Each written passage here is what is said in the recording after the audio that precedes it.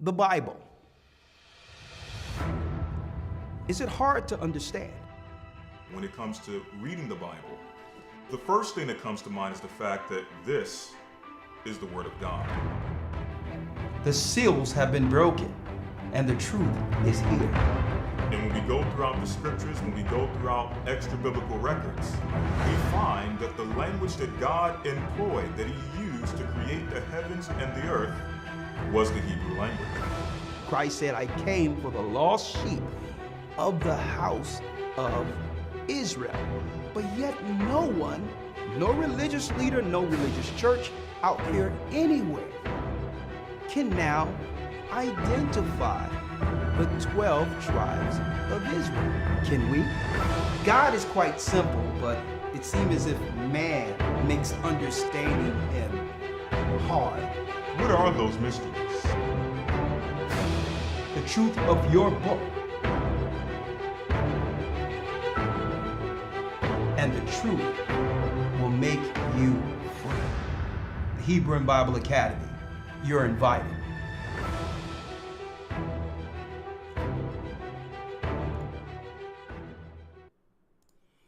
Hebrew and Bible Academy, you are invited. Let's go. Let's go. Let's go. Let's go.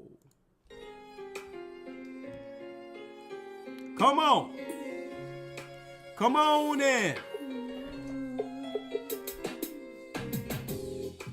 The East is where we're from. Hit that like button. The 12 tribes of Israel.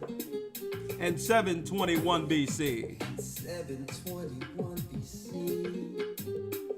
The Assyrian king, he took us down, we fell. With the great escape we went through the Euphrates. Hit that like button. The Lord held the water still. To a land where no mankind dwelt, we went. The 12 tribes of Israel. Come on, Manasseh, the Cubans, Ephraim from Puerto Rico, Naphtali from the Isles of Hawaii. The Lord is calling back Israel. Come on, The North American Indians. Simeon, the Dominicans, our highest gatherer in Israel. The Arabs and Africans told us to gather our wives and children, then sold us. In the belly of these great ships we traveled in fear. By the rivers of Babylon we found our brothers here. A higher gather us. Whoa. Come on. From the power on high.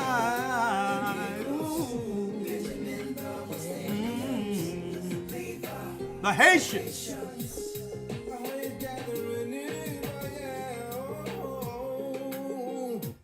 The Most High's gathering Israel, brothers and sisters, and boy, do we have a lot to talk about tonight. You got the liberal Satanists losing their minds in Minnesota right now. And folks, what are we witnessing? We're witnessing the fall of Babylon, and at the same time, the children of Israel rises from the ashes.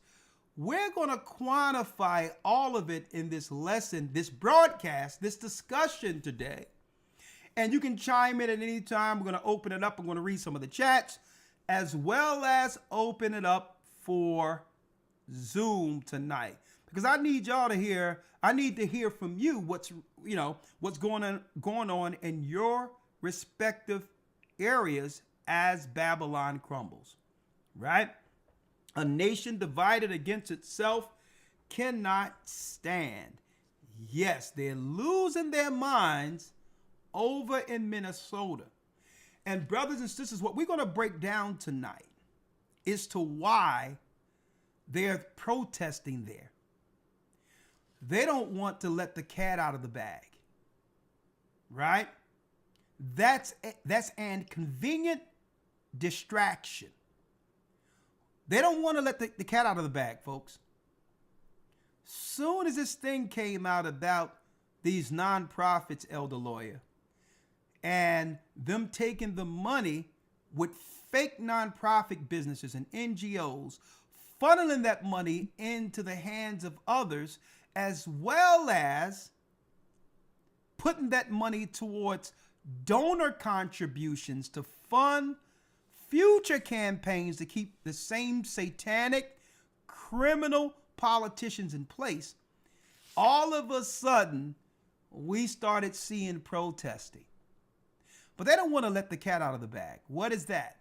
The fact that the whole system is built with that same model in every liberal city. See, and that's why they want to put that smoke out there and distractions out there, is because what they don't want people to peel back the onion layers to see, this isn't an anomaly in Minnesota. This is how the Democrats continue. This is how they continue their power in every liberal city. It's a cycle of money and corruption to fund their campaigns, using nonprofits, NGOs, and all of that. And at the same time, undermining God's people who built the country. We're going to talk about that and more, Elder Lawyer. But before we go into this discussion, right, I would like to make an announcement that, First Fruits, we will be in Canada. So keep your ear to the ground. 7 Sabbaths from the Passover will be in Canada. Not just Toronto, all of Canada, the Gathering of Christ Church. We're coming together for a serious sit down, a discussion, a lesson, and announcements. That's right.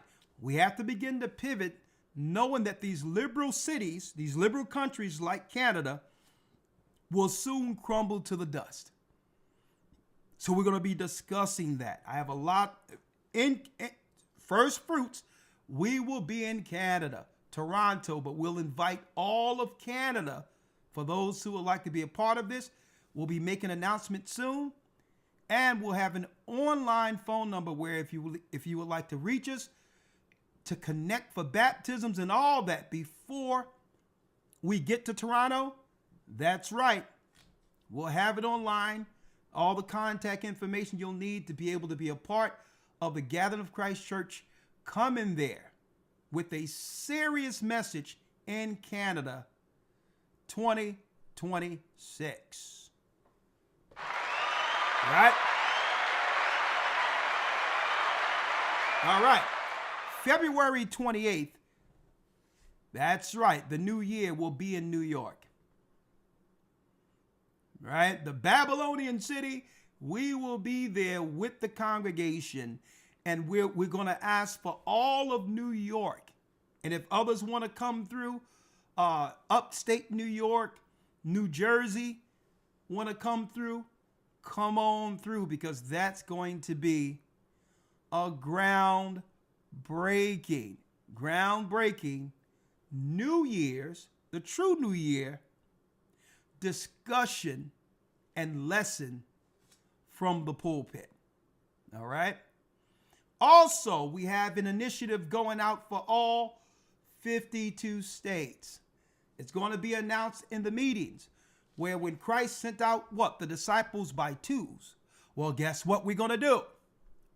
We're going to take our officers. We're setting up the Maccabees program.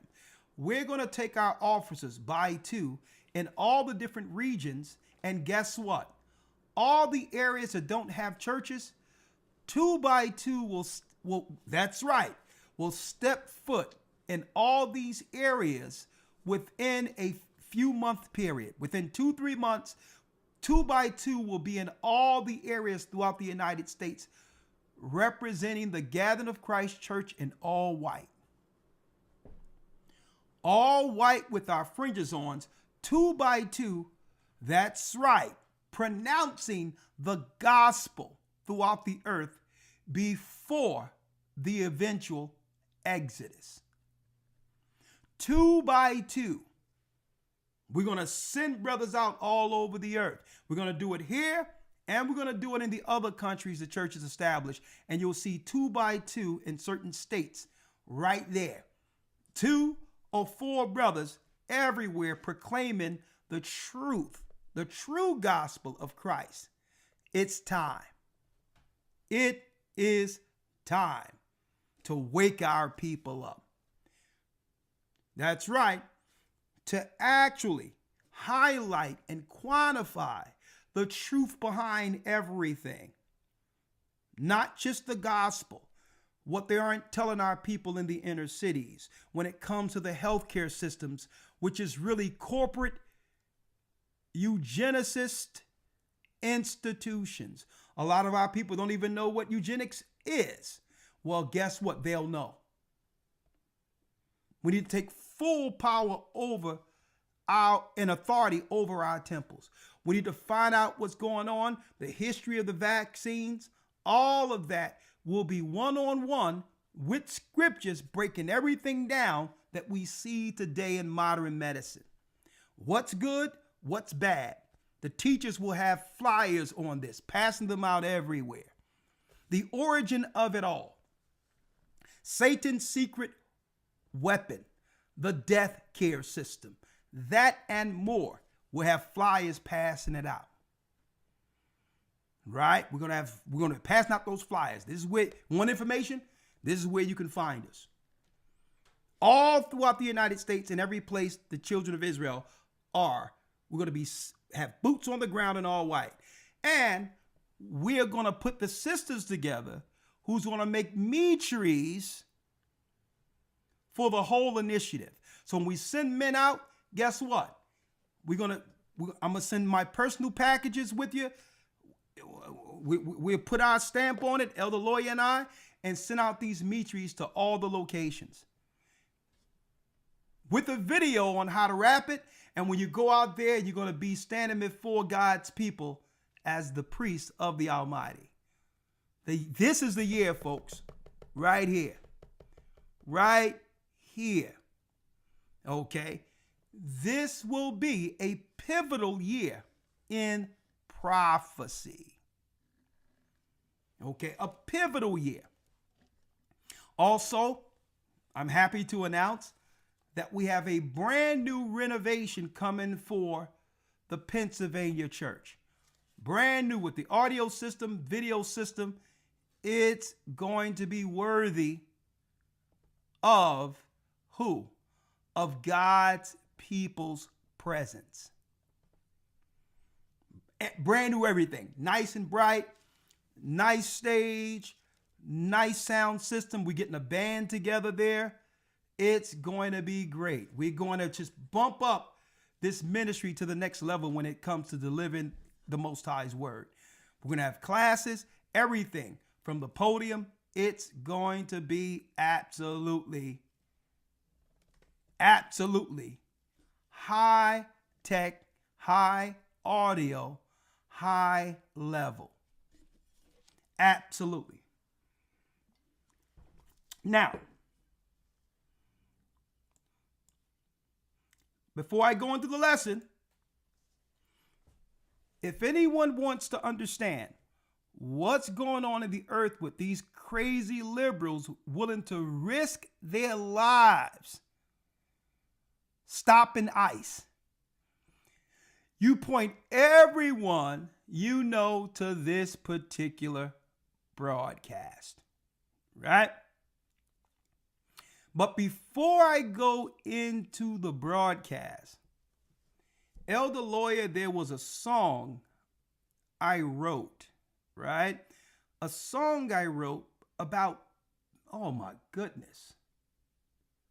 It had to have been around 17 years ago. I wrote this song 17 years ago, and it was a song that I recorded with the brother Barack Yard, Maurice Wiltshire.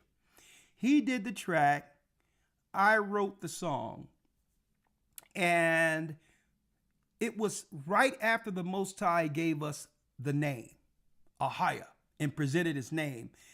And after the fast and all that we had together, we did the song that would lead people to the water after baptism. Now, of course, you know how the story went. Eventually, we had to travel outside the country, flee, go into other areas, where it was founded at the very end. It was really about being he-goats before the flock, preparing a way with Christ's churches for when we have to finally exodus at the end. In hindsight, that's what it was. But with this song, The Sin I'm In, it's about, it was really about dealing with, I would say, battling the flesh that we must battle to receive kingdom. But making that, right. but to make that agreement with the Almighty that we're willing to buffet the flesh. If he give us grace, forgive us for our sins, so that we can stand without darkness, without guilt as God's people. Why? Because we were shaped in iniquity, and the enemy will always try to point to the dark part of your life, so to why you're not qualified to stand as God's people. So it was in the song. It's not fully complete, but what I thought I would do to spearhead this broadcast today,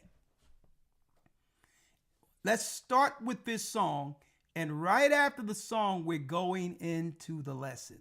The sin I'm in.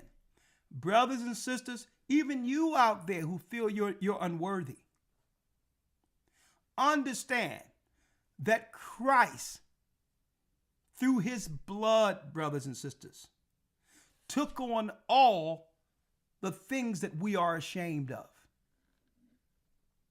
Right? He's taken them on. Even the darkness, when we did wrong against the Almighty, Christ took that on so that we can stand without guilt and boldness. Don't ever let anyone out there tell you that you're unworthy standing in Christ. This world intentionally soiled our people so that we would feel unworthy, knowing that one day God's people would stand against the adversary and stand against the enemy and proclaim truth concerning our people against the synagogue of Satan. This is why they wanted to soil us at a young age, so that we would feel, well, hold up. Based on my past, I cannot stand as God's people. Well, guess what?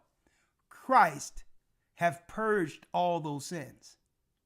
Don't ever let any man on earth or any woman on earth try to guilt you into silence. Stand with the word of the Almighty, and Christ will do the rest. Don't let anyone shame you. Stand in Christ's work. I'm about to play this song. I got this thing queued up. My brother Barack Yard, I went in the back. I did all the backgrounds on this thing. And let me tell you, hey, brother Barack brought it home. Let's do it. Let's do it. The sin I'm in.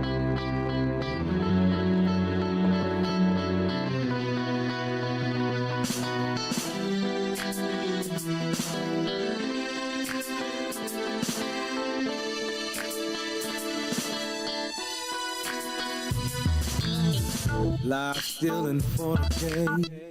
A mind turned to reprobate. Lord, I pray I'm not too late.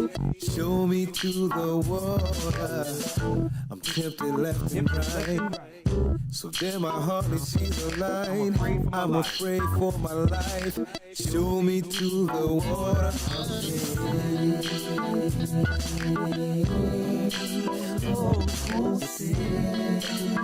No, I don't like the sin I'm in on. Oh, Lord, no, I can't stand my sin song.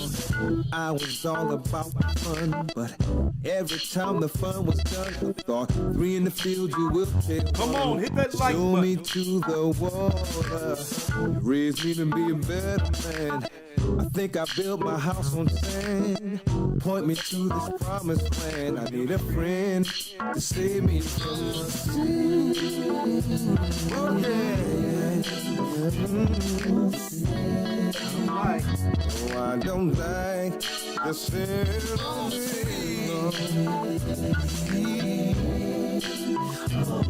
Check it out. Here it comes. Lord, please. Take me to the water. Be my friend.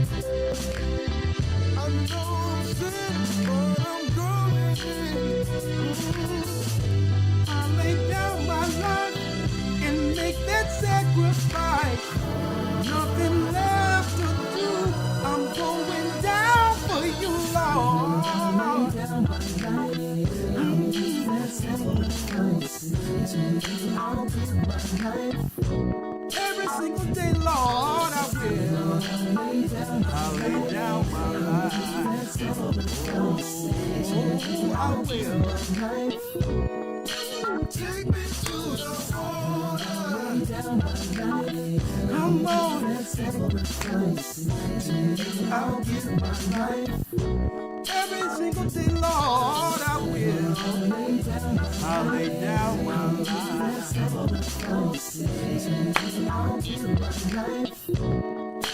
Take me to the water. Wash me, Lord. Take me to the water. Heal me, Lord. Oh, Take me to the water. take us to the water.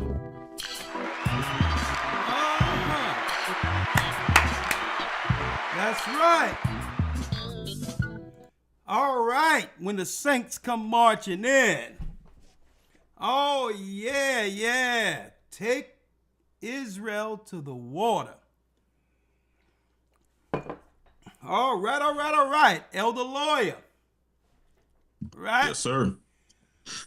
Real quick, Elder Lawyer. A nation divided against itself cannot stand.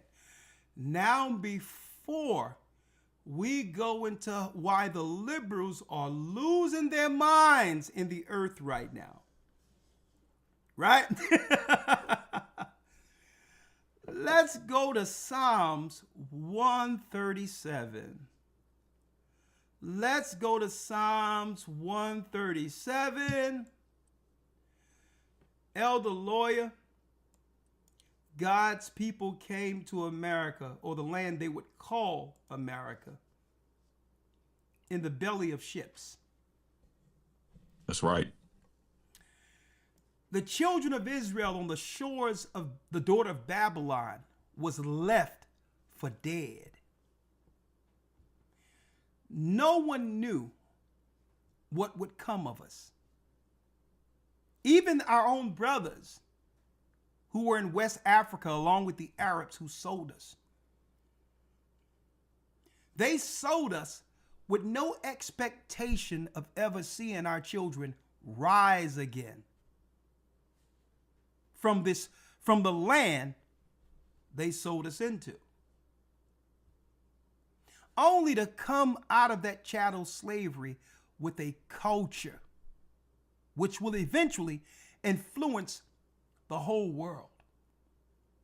See, they left us for dead. But the God of the Hebrews never forgot us.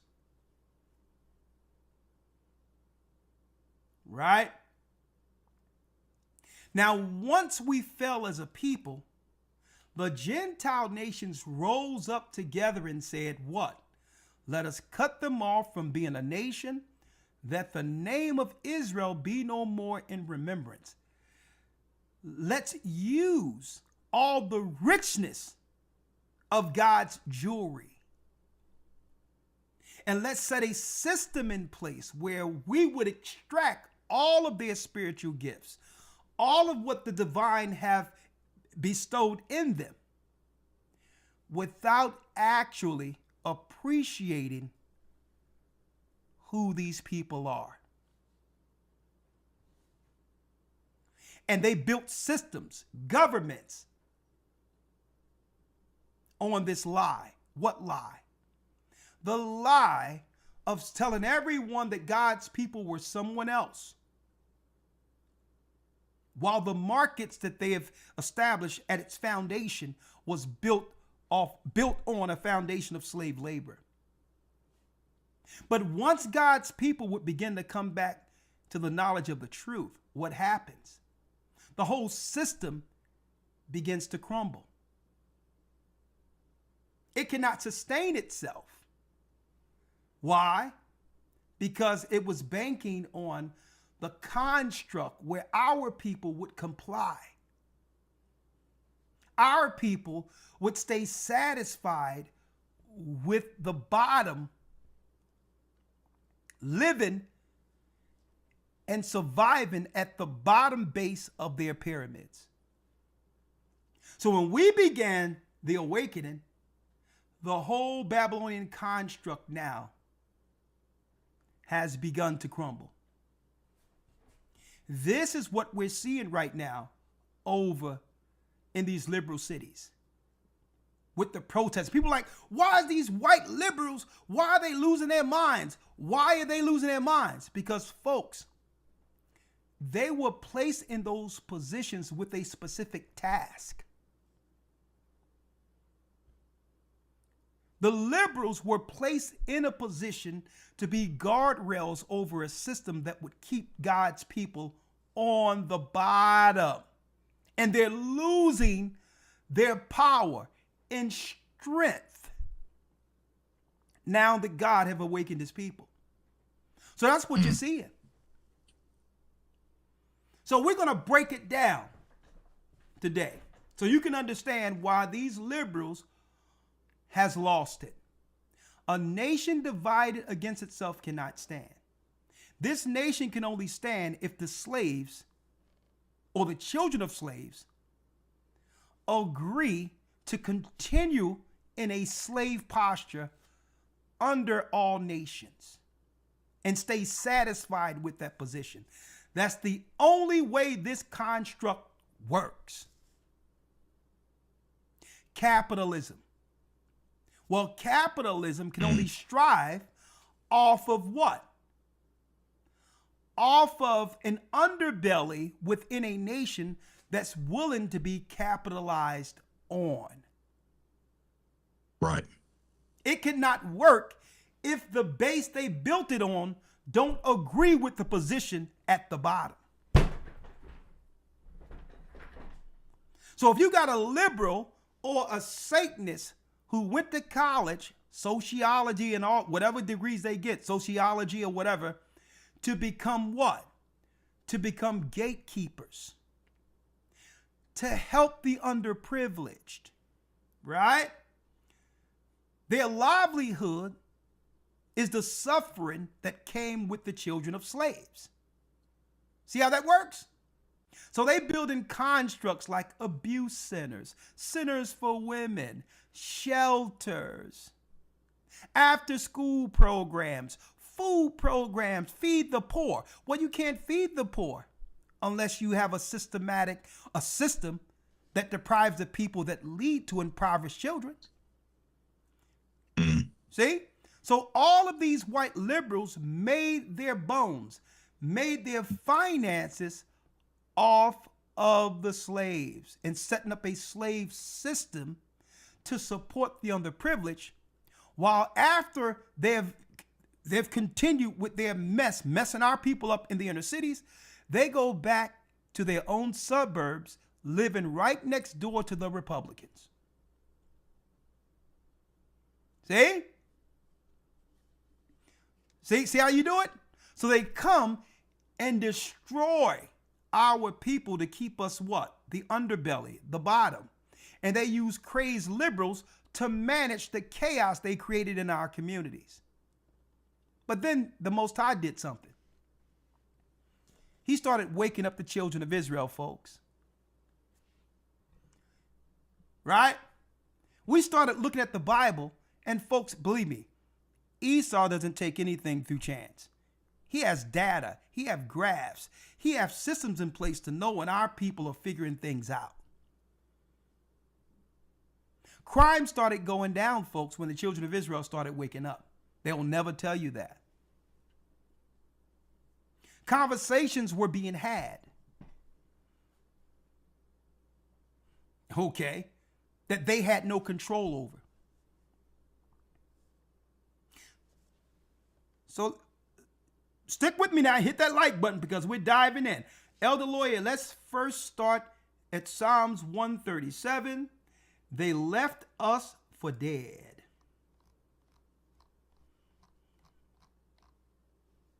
Psalms 137. Yes, sir.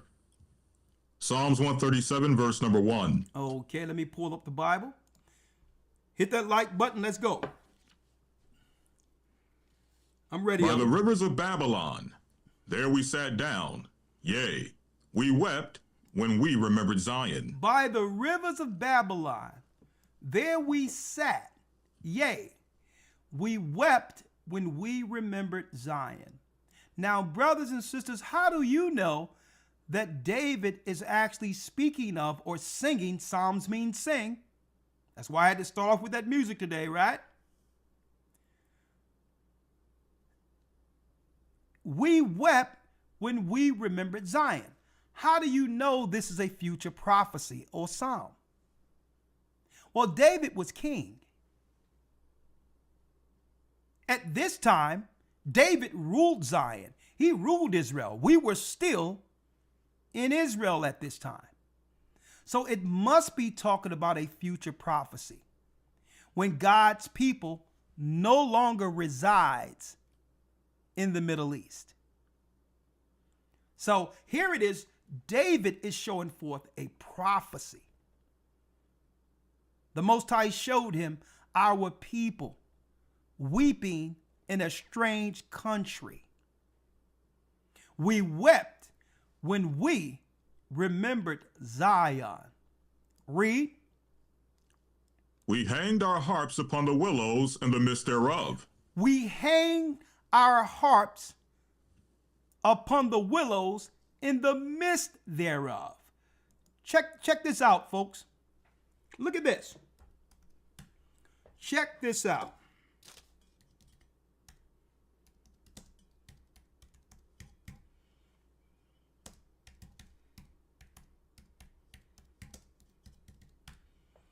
Look at this.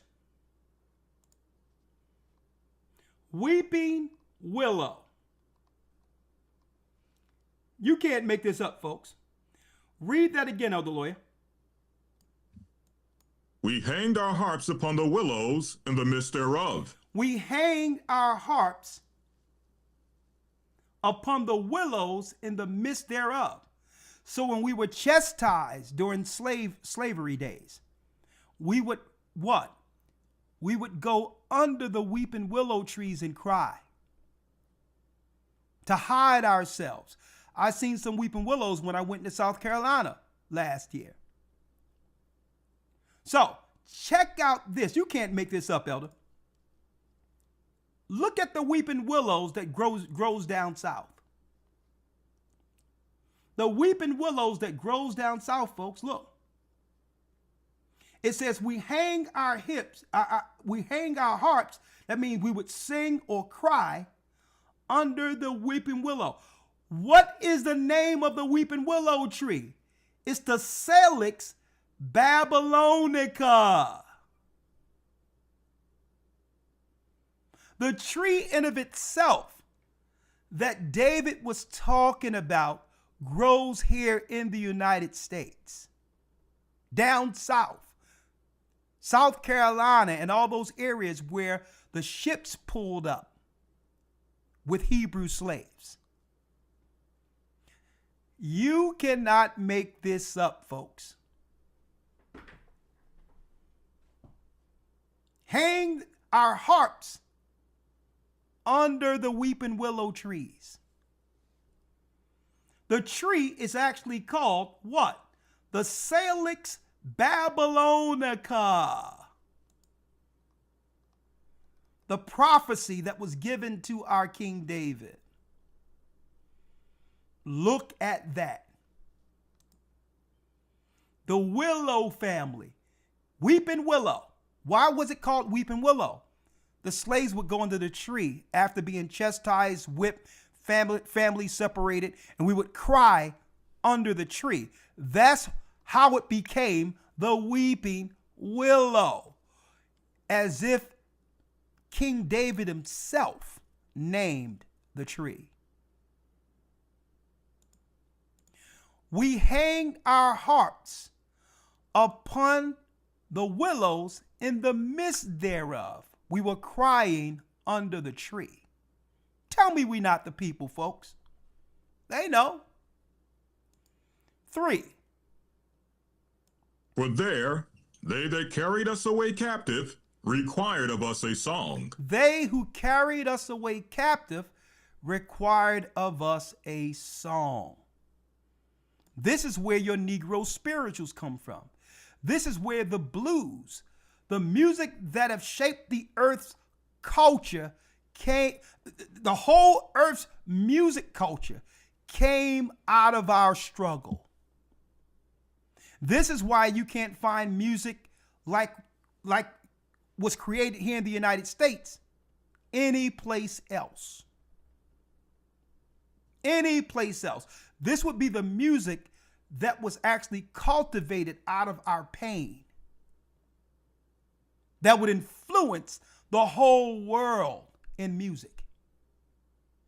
Be it country, be it rock and roll, be it pop. All of that started here. Where we started doing what? For there they carried us away captive. They required of us a song. And they what? And they that wasted us required of us mirth. And while they were destroying us, they required us to smile about it, to act as if nothing happened. They required us, to some degree, to thank the slave catchers and thank the slave masters for bringing us over into the Americas. That's the hubris of a lot of them today. Y'all should thank God that we brought you from Africa and civilized you. No. Without us, America would not be civilized. We have always been the moral compass of America. We are the reason they made a what? An conservative party. We were the conservatives because all we did was go to church. We went to church and took care of our families and did what? Circle the wagons. Why? Because we had to. From church, we would do all our political planning. We would do all of our talent shows. We would do all of our meetings, our Bible studies. The church was central command, ground zero for slaves. And who was in those churches with us? Our God. We worshiped on Sunday because we were forced to. But we still had that Bible. Nonetheless, God was with us.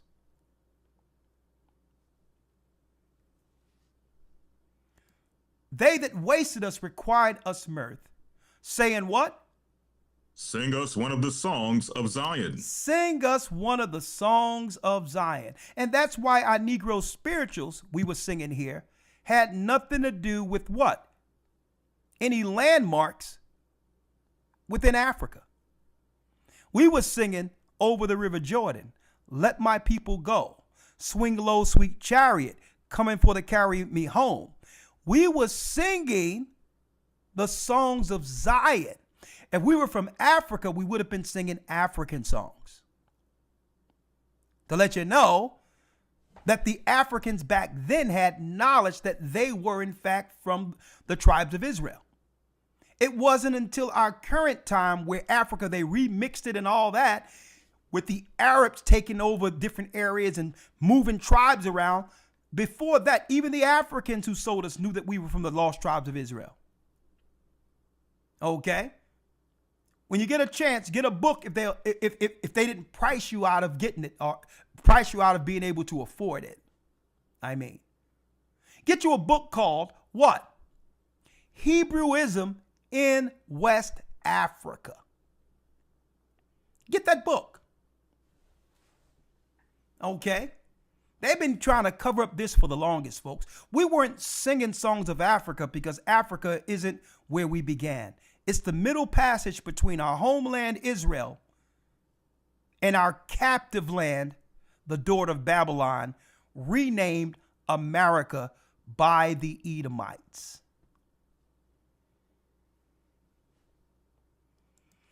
And they that wasted us required us mirth, saying what? Sing us one of the songs of Zion. Sing us one of those songs of Zion. We were their entertainment, folks.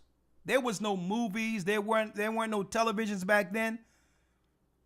The slave master with the greatest artist or the greatest slaves who had talent would be the draw. All of the plantation owners and people would come in from England, from different parts of Egypt and all that, to come into these big halls, these plantation halls, to watch the entertainment that came from slaves. Folks, no music school, no colleges. A lot of us, sometimes they didn't even allow us to read. Where was all this God-given talent coming from? Huh? They didn't allow us to read. So we were an anomaly. We were an astonishment to the nations who would look at these slaves who were dragged over here and out of nowhere would have voices like angels. Voices like angels. They couldn't believe it. They would charge tickets and all that for people to come to their plantations to watch us and not just sing. Folks, we created tap dancing. Okay? Fred Astaire he's like Elvis, who they put a camera in front of, even though Fred Astaire was bad. But the blacks or the children of slaves and all that came from them, that's where the real tap dancing was. Right? We would throw sand down, put taps on our shoes. And next thing you know, they're coming in there and we're making music with our feet. And next thing you know, people started talking about this new way of dancing. This stuff is something different going on with Judah over here in America. We're changing the whole game. Like, it doesn't matter. They don't have enough. They don't have anything, but everything the children of Israel had, they was able to make do with it. They were able to shine above the rest with nothing. And why am I putting this out there right now, Elder Lawyer? Well, I'm putting this out there, brothers and sisters, because as David is talking with this prophecy, it's a reminder to all of us the richness the Most High invested in our spirit. The world beats us down. The world would have us believe we're nothing. If people were to hear what they're saying, our people would actually begin to believe that we're something other than God's people. That's intentional, folks. No one in this world can make something from nothing like God's people. And that have to be continually discussed. We must stay reminded of who God made in us, who we are. Because once we internalize it, we'll begin to live by it. The world tells us we're nothing. And I'm going to tell you, this world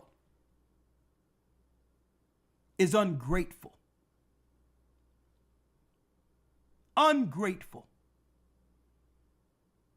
All we provided to these nations and made their families rich and powerful. And I'm talking about generational wealth.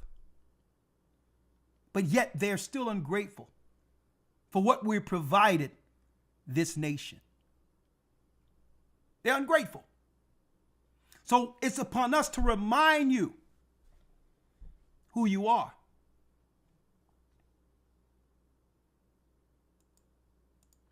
Sing us one of those songs of Zion. All right, Salakia, sir, before we continue. Yes, sir. We just need to take one quick break. All right, go ahead. All right, I'm saying you. Let's take a quick break, do a commercial, come back on the other side. All right.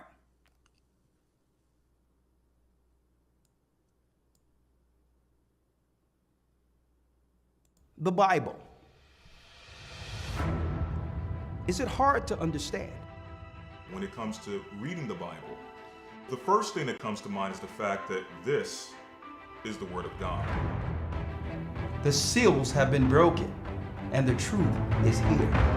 And when we go throughout the scriptures, when we go throughout extra biblical records, we find that the language that God employed, that He used to create the heavens and the earth, was the Hebrew language.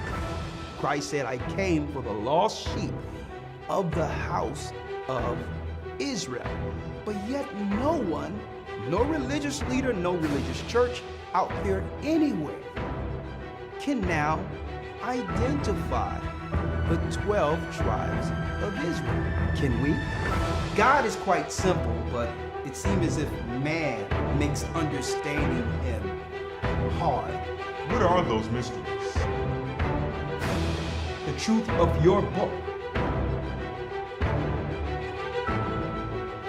and the truth will make you free.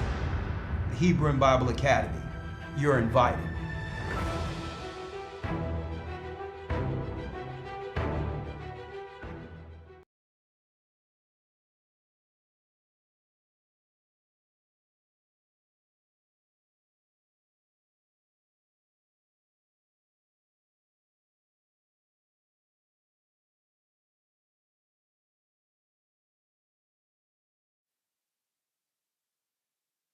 One moment.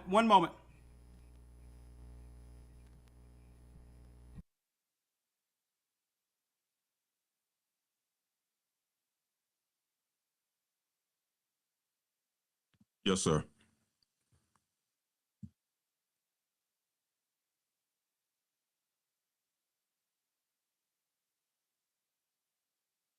One moment. We'll be right there.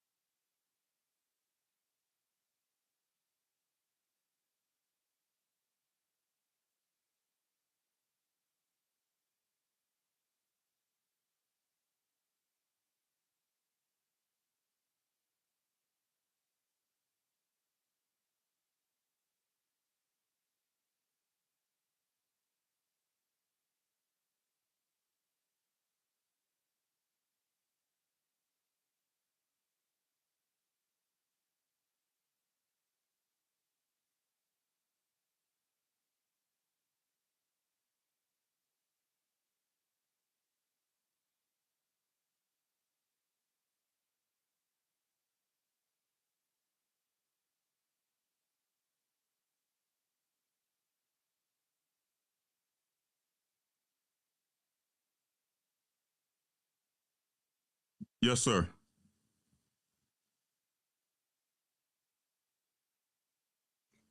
All right. You there, lawyer? I'm here. Yes, sir. All right. Okay, ready? I'm ready to go. Yes, All sir. right. Thank you. I had something I had to attend to, but let's jump right in.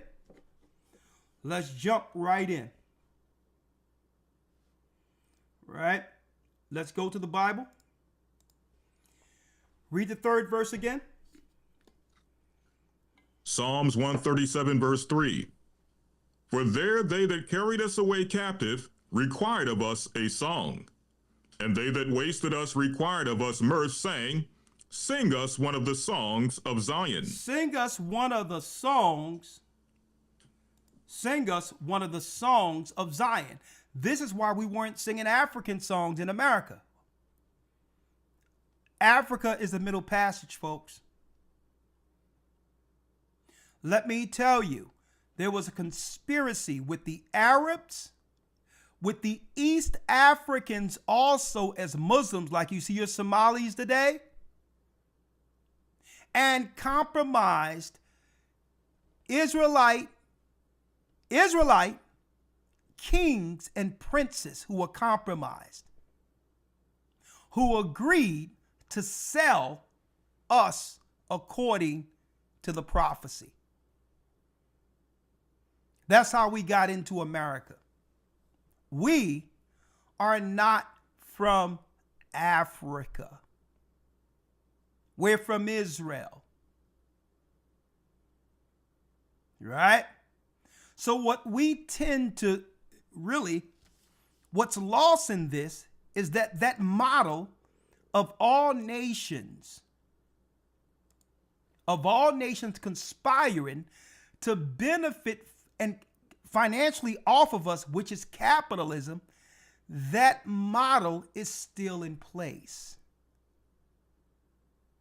But they just change the mechanism of it from one generation to the next, but it's still the same model. It's still the same model. Let's go now. Let's read. Verse 4. Read it. Yes, sir. Verse 4. How shall we sing the Lord's song in a strange land? How shall we sing the Lord's song in a strange land? Right? How can we, and this is why the Zionists infiltrated the Christian church and destroyed it. They destroyed it through the prosperity movement because what? That was our continual connection and reminder of these prophecies. Right? That old fire and brimstone doctrine that came out of chattel slavery is what sustained us throughout all generations. They begin to corporatize with the prosperity movement to destroy the strength of this spirit David is talking about here. If we're going to sing, the songs are going to mean something. It's going to come from the heart. If we're going to sing, it's going to be with what? The intent of returning back home. How can we sing the Lord's song in a strange land? So our songs reflected what? Our hurt, our pain, losing Jerusalem. And even outside of the gospel songs, when we went secular, it always go back home. A change is going to come. Say it loud, I'm black and I'm proud. It always come back to what David is saying right here. So eventually they would have to destroy that music. The Most High was empowering us from the throne. That's right. The son of the morning would sing to the Most High every morning. And those same notes, those same harmonies would come into the earth and move within our spirit, and we would begin to sing on earth. Okay. So they had to destroy the music, because the music leads us back to what? The original maestro himself, the Most High. That's right.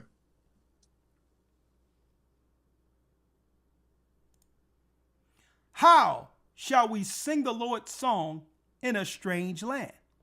What is there to celebrate here? With any talent, we must remind our people why we are here. We're strangers in a strange land. We're strangers. And we must remind our people of that it was at one point in history that this great land we call America didn't exist. And there's prophecies. There's prophecies with the understanding that one day it will not exist. It won't exist. That's the realization that was in our music. The desire to come home. The desire to be accepted back by our God. But what happens to a nation that's built on our complicity, where we're satisfied with serving Gentiles, being the bottom of everything? See? This system was built on that agreement that we would agree to stay, we would agree to stay servants. Right? So you wonder why America is going wild and the nations are losing their mind and losing their grip? It's because God has begun to call his people back before the judgment. And all these liberals who made their living off of our struggle don't know what they'll do next if this system of slaves and dependents aren't in place. Their whole livelihoods for generations have been tied to a struggling people who what? Who satisfied struggling from one generation to the next. And they set all their systems on this. And I'm going to show you all that today. I'm going to show you that today. And this is why, let's start now. This is why they're going ape over there in Minnesota right now. Folks, don't buy the hype. These people don't care about whom they call migrants. Understand what's going on here. They need a new generation of slaves, or these hippies would cease to exist. Because all of their systems, all their social programs, all their nonprofits, all of that is built on what? A dependent citizenry, where these white liberals can come off as saviors when it's really not about them being saviors.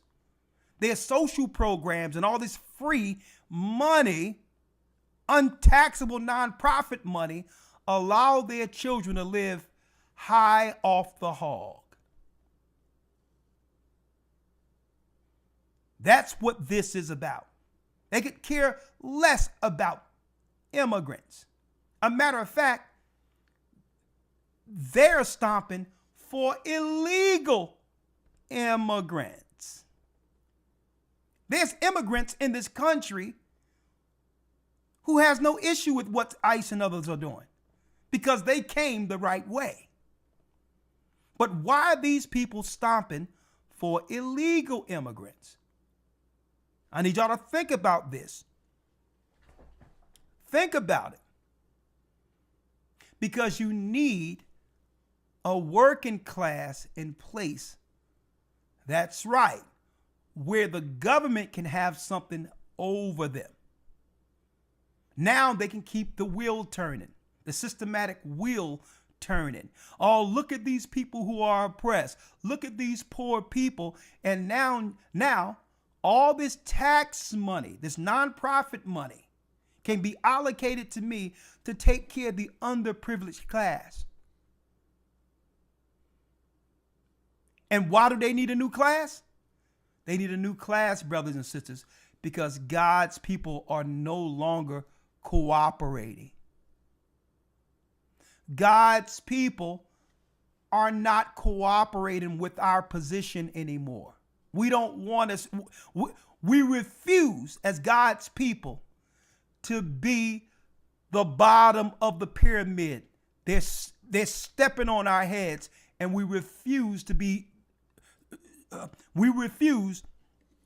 taken advantage of anymore as God's people. Folks, the knowledge of us being the children of Israel changed everything. It changed everything. As long as we thought we were Hamites, Gentiles, meant to be slaves, any position that they would give us satisfied. But when we got the law and realized we were God's people, we realized according to God what we are entitled to. And that first starts with what? Respect. You can't look down on me if I'm God's people. See? So now, these liberals have begun to lose their minds. Right? Check it out. Fair use for educational purposes only. Right? Why are they stomping so hard for illegals? Willing to put themselves in front of cars and all that. And another thing, allegedly, don't be surprised if a lot of these things are staged.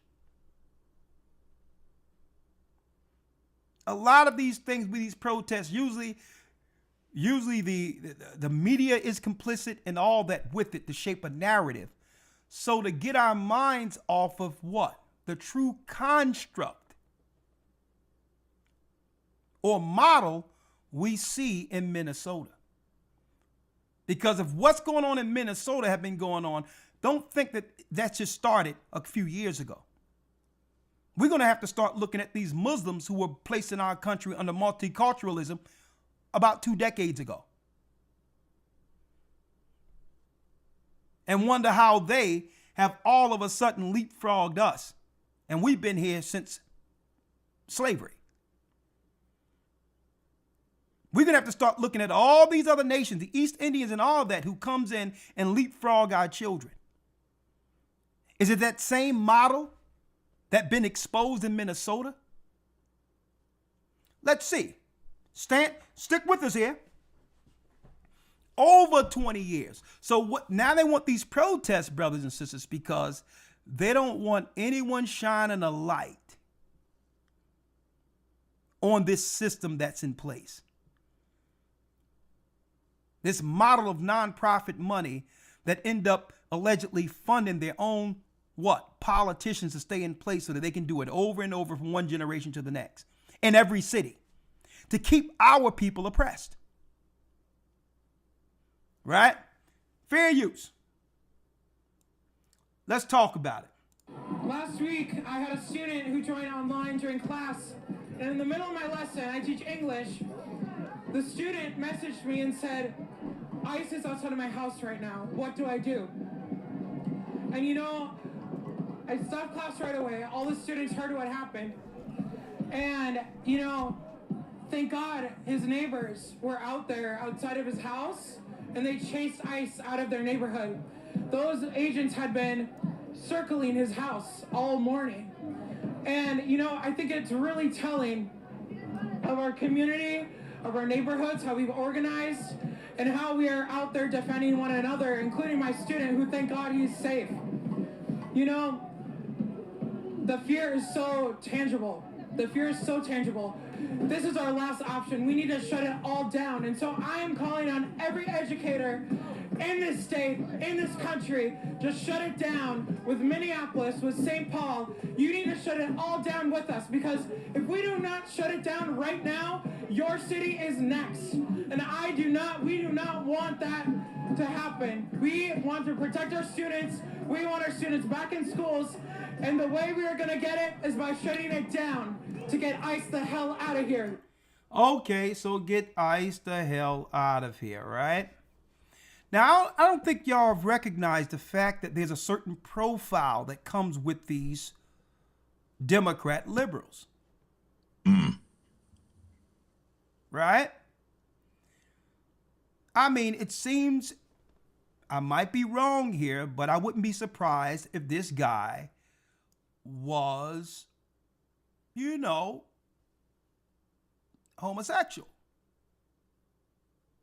So what is his interest in these particular things?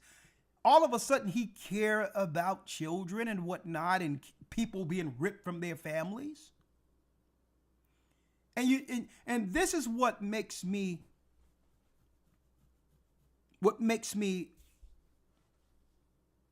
gets me beside myself, Elder Lawyer. Who was ripped from their families? By the rivers of Babylon, where we wept when we remembered Zion. Right. When have these demo nuts stomped this hard for the children of slaves? I need y'all to think about this, folks. Oh, now all of a sudden, you care about people being ripped from their families? Let's talk about it. Under Biden's crime bill, where they would give you a 5-year mandatory if you was found with the same ounce of crack cocaine that a white person in the suburbs got with the same ounce of what? Of powder cocaine. But they would give someone with powder cocaine in the suburbs a slap on the wrist and community service. A black man would get 5 years ripped from his family and thrown in jail.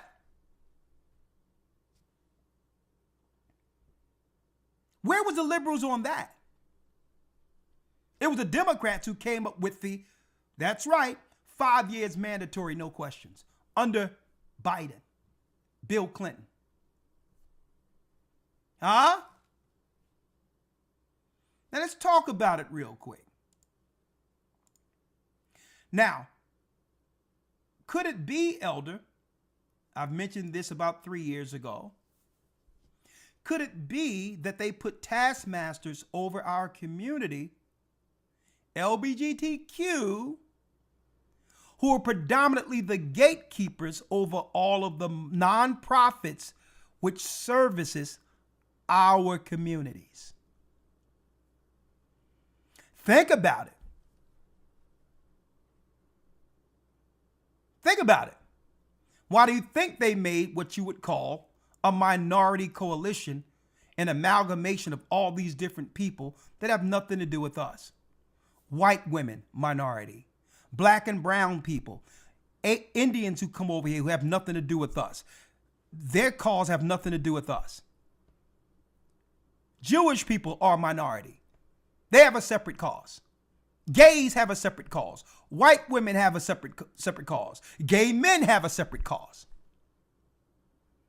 Right? So you bring all these people in to muddy the waters so that they can now become gatekeepers over all of the finances our forefathers worked for to sustain Judah in these communities. So by default, they become the gatekeepers to distribute the funds that would come to our people. If you make them a minority equal to us, then when it comes to minority grants and all that, guess who's on top of these grants distributing the money to other people? Not us, one of the other minorities. See? Now, let's talk about it real quick, Elder Lawyer. Let's go to Romans 11:11. We covered this in the academy, but I think it's apropos. I think it's apropos to understand how the model we're enslaved under works. Let's now go to Romans 11.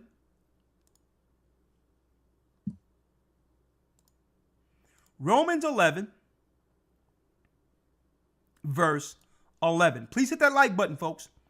Romans 11, verse 11. Read that. Yes, sir. I say then, have they stumbled that they should fall? Did the Israelites stumble that they should fall? Were we meant to serve these Gentiles forever? And yes, this person we're looking at right here is a Gentile. What does that mean? A non-Israelite. An Israelite have nothing to do with what religion one ascribes to. That's not what an Israelite is. An Israelite is from the bloodline of Abraham, Isaac, and or Jacob. See how that works? So it doesn't matter whether or not an Israelite through blood becomes a Muslim. It still doesn't change the fact that he's an Israelite through blood. See? If an Israelite is an atheist, it doesn't matter if they don't believe. They can't change the fact that their bloodline is from Abraham, Isaac, and or Jacob. That's what makes us Israelites. It's not a religion. Okay? Christ, there was no, what religion did Christ belong to? He was an Israelite from the tribe of Judah. Okay? So what we're looking at here is a Gentile. Okay? Right now we in 2026. We go back about what? We go back to what? Let's see. We go back about 50 years. If we were to go back about 50 years, 50, 60 years, this guy would be considered a hippie. Okay? Mm-hmm. Out of the civil rights movement, they put hippies over our community as the gatekeepers. Hippies. Okay? Esau's undesirables. Okay, the people that they didn't want hanging out, smoking weed on their stoop and all that, messing up their communities, they put them over what? The programs in our communities. Okay, and not to say that all Gentiles have ill intent.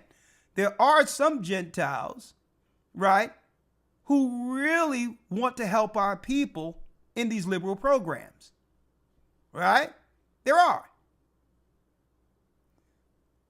But the liberal nut jobs outweigh the few. Okay?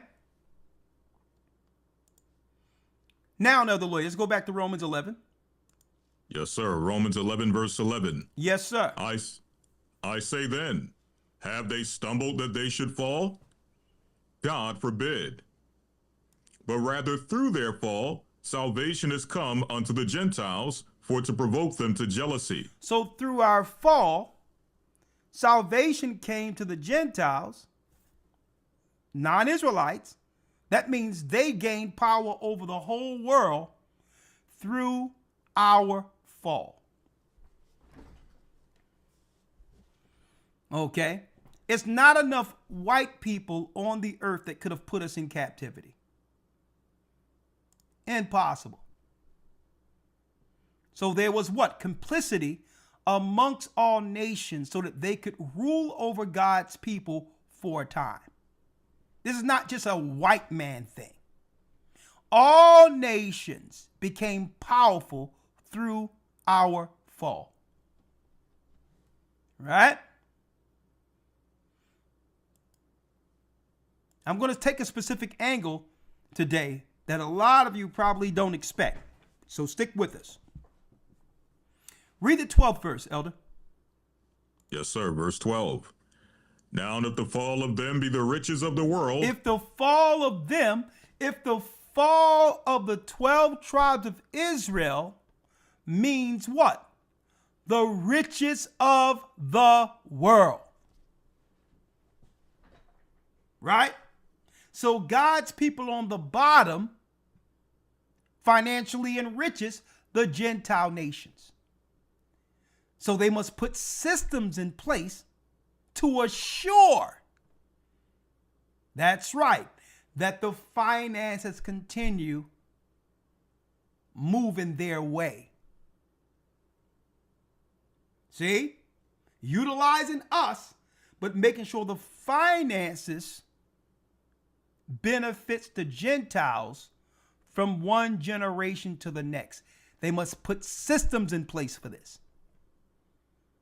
God's people, the fall of them. How did we fall? Why did we fall?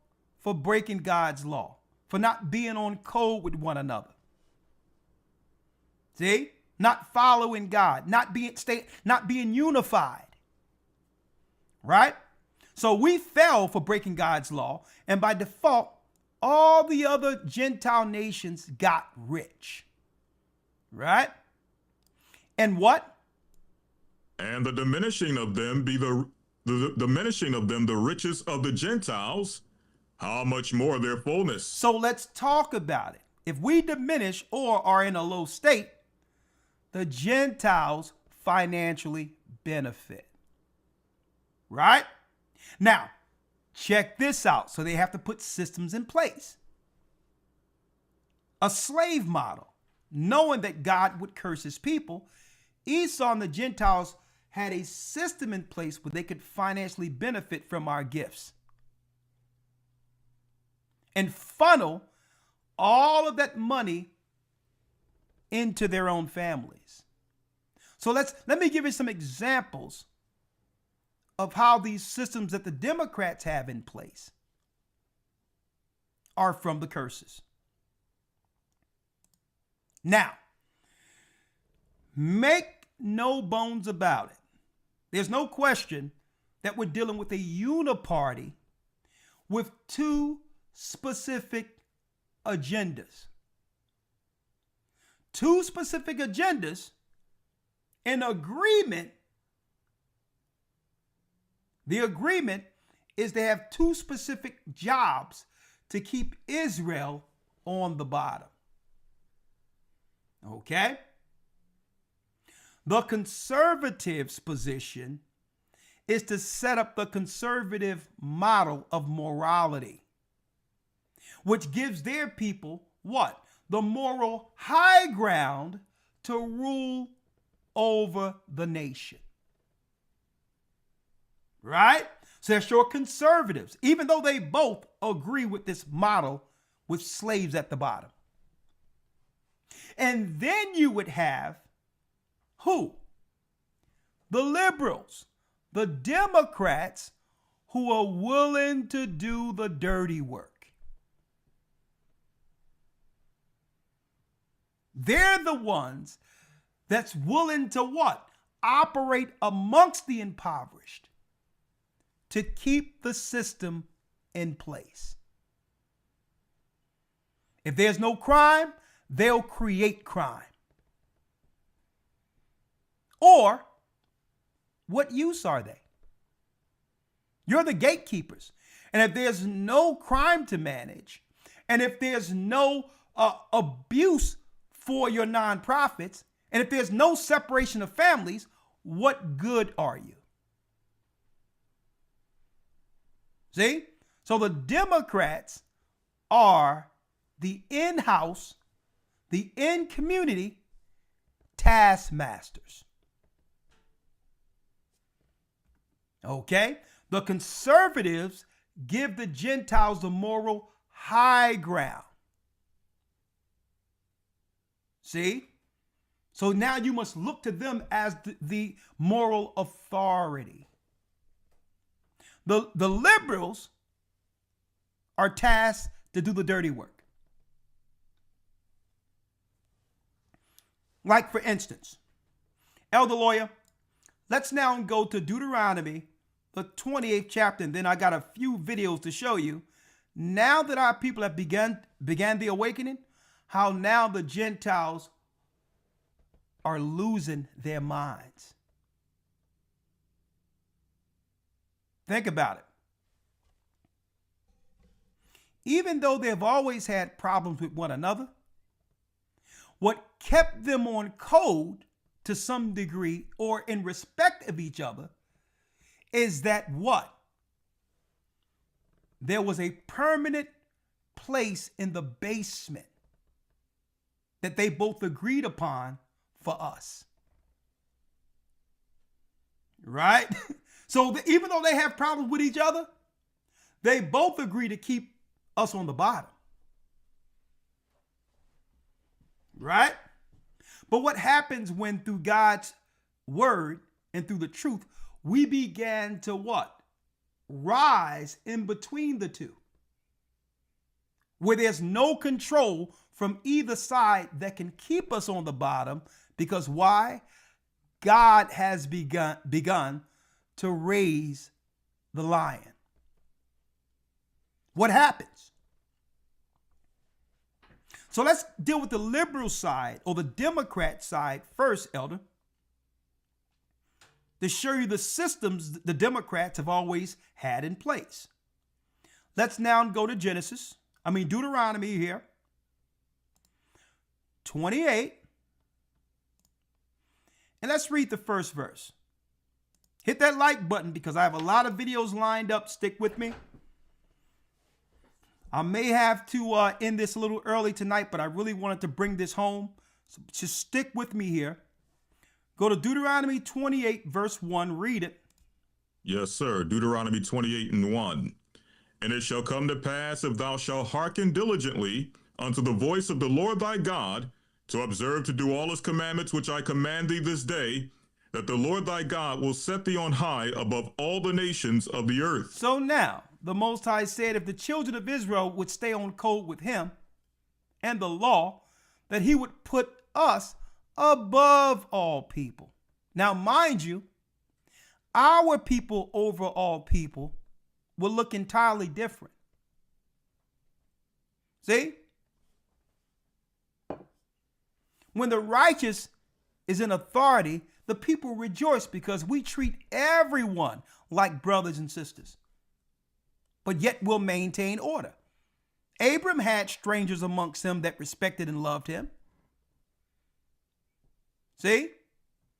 Even when we grew up in a neighborhood, other nations come up amongst us.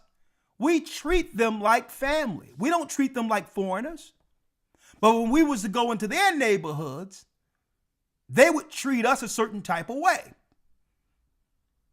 Negative in all of this. But we've always embraced others.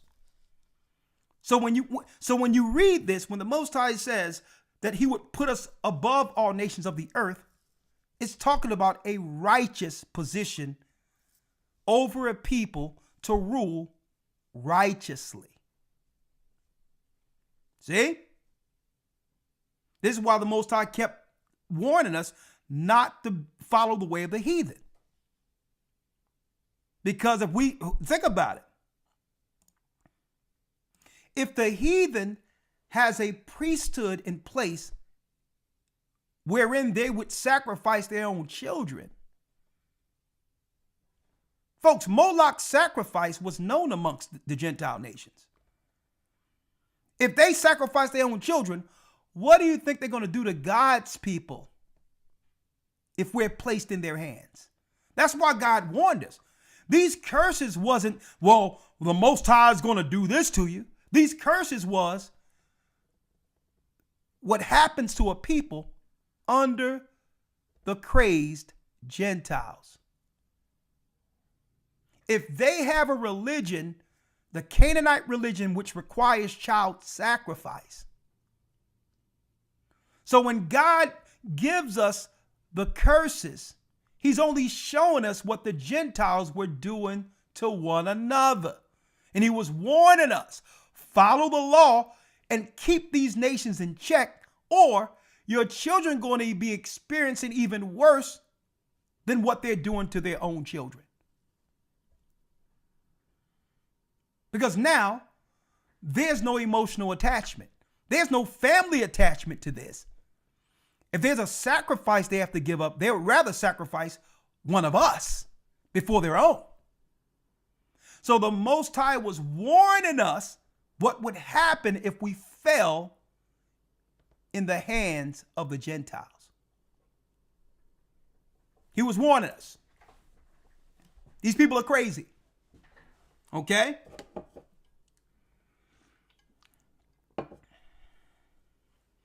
Someone says, elders, I will join. Have to straighten something out first. Okay, straighten out what you got to straighten out. All right. So let's check it out. Let's check it out now. So he says, I will put you above all nations if you were to follow my law. Right? Nowhere in this curse does it says the Israelites or the tribe of Judah or the Jews or the Israelites would be ruling under a curse in the last days. This is what happens if we follow the law. But let's see what happens if we break the law. Right? So, Elder Lawyer, let's go directly to 15. Verse 15. But it shall come to pass, if thou wilt hearken or wilt not hearken unto the voice of the Lord thy God, to observe to do all his commandments and his statutes which I command thee this day, that all these curses shall come upon thee and overtake thee. All these curses shall come upon thee and overtake thee. So let's go through a few of these to show you how they set up a system to keep these curses in place. And it's incentivized where the Democrats and others get free money if they, that's right, nonprofit money, if they can keep our people under the curses. Right? Systematic. We've heard about this, systematic racism, but we never equated that with the curses, where Esau and the other nations looked at the Bible and say, okay, we need to set up systems to keep Israel under the curse. But what we'll do is we'll make it non-profit subsidies to make them believe we're benefiting and helping the poor. See? 16, let's read it. Cursed shalt thou be in the city, and cursed shalt thou be in the field. Cursed shall y'all be in the city, and cursed shalt thou be in the field. Right? So this is talking about labor, and I'm going to go into it in a moment. Right? Where we would work, doesn't matter in the city, in the field, and it doesn't matter how much we work. Right? We still haven't earned enough to rest. It's only enough to sustain us for that day or that week. So they must set a system in place. A lot of people don't understand this. This is where you get the minimum wage. Right? The minimum wage. But let's go into it. Right? Let's read. Cursed shall be thy basket and thy store. Cursed shall be thy basket and thy store. It doesn't matter how much money you make. You'll stay in debt. You cannot save. And guess what? At the end of the year, when you're looking at your taxes and salary, you're wondering, where have all that money went? Why is it that I cannot store money for my children or the next generation, right? So now they have to put systems in place. So what system do they place along the Democrats, who are our taskmasters? High taxes.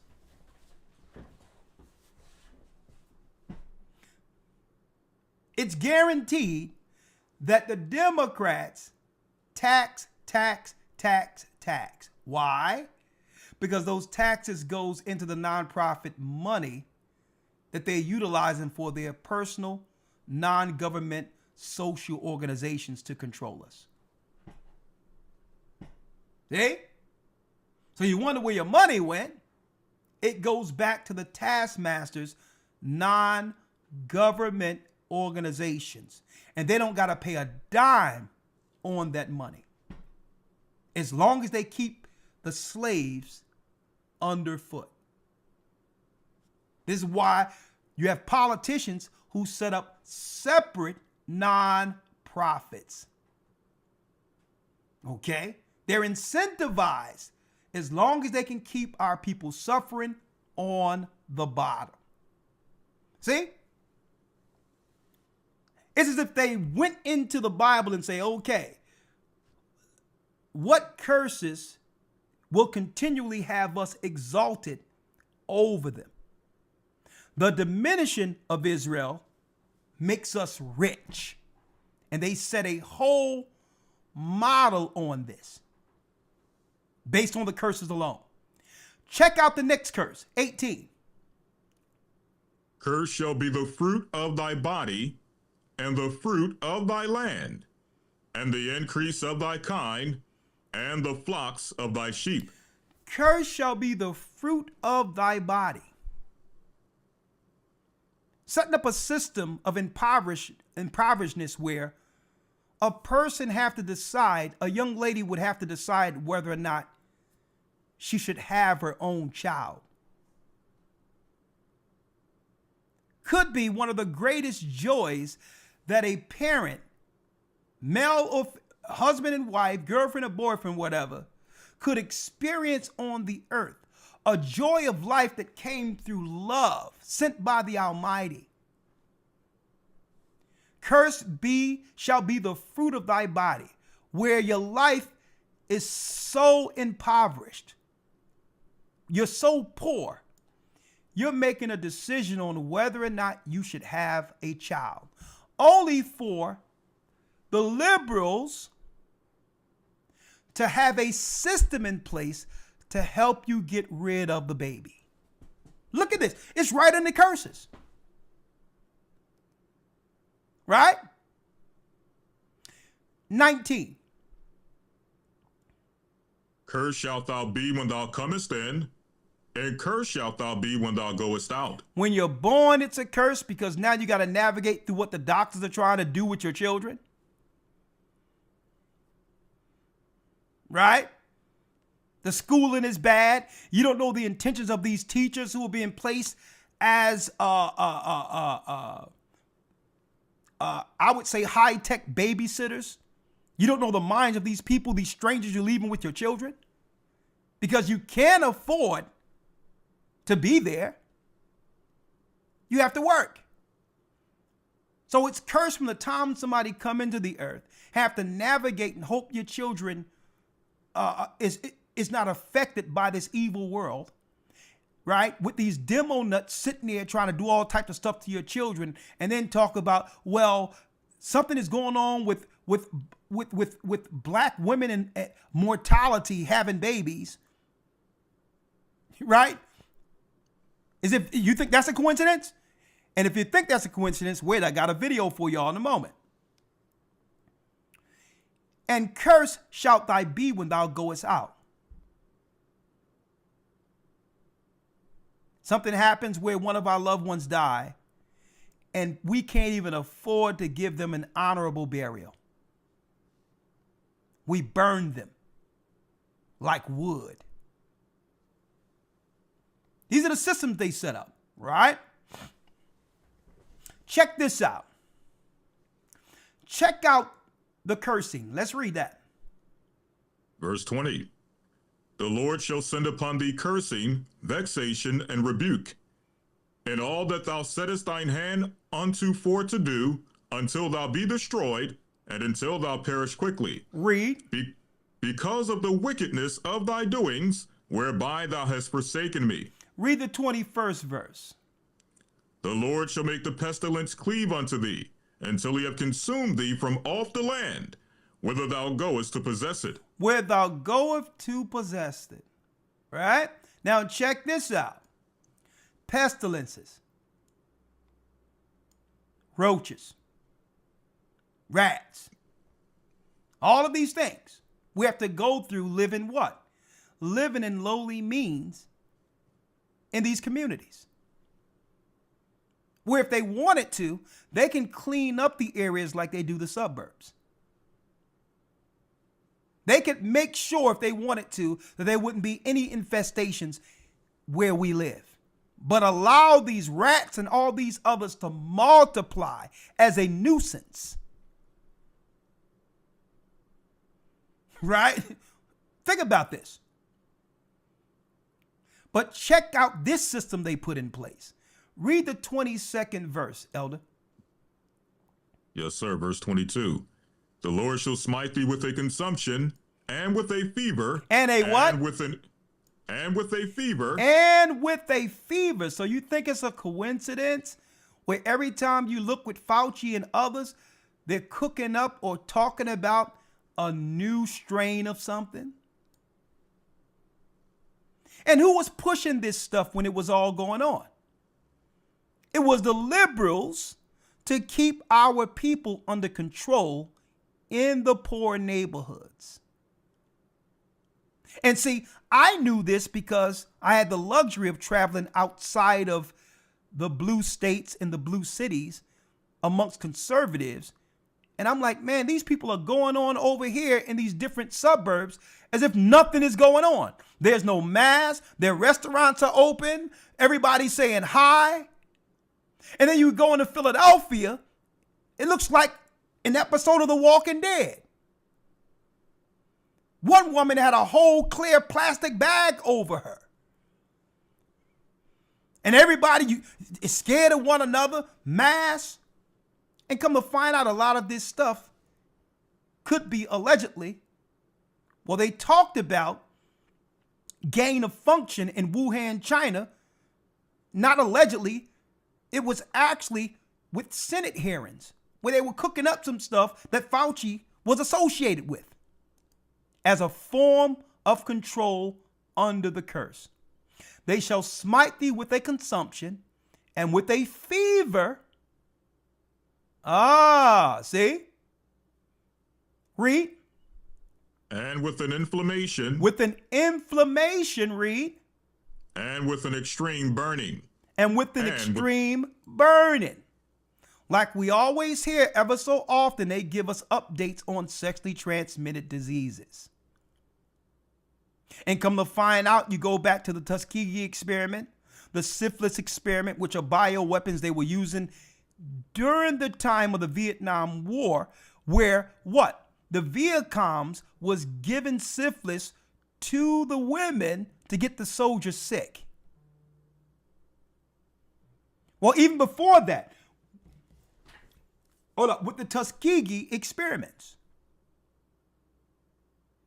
I need y'all to think about this. So everything the Bible is saying, they put systems in place to keep our people under this. The liberals after Woodstock started promoting what? Free liberal. It was called the sex liberation. Well, with the sex liberation, it would lead to what? The transmission of these diseases, which were originally created in laboratories. Right? No laboratories, none of this stuff would exist. So they look at the curses and put the systems in place to keep us under them. Right? Now, let's go down to where they would be taking our children. You'll be betrothed with a wife and another man asleep with her.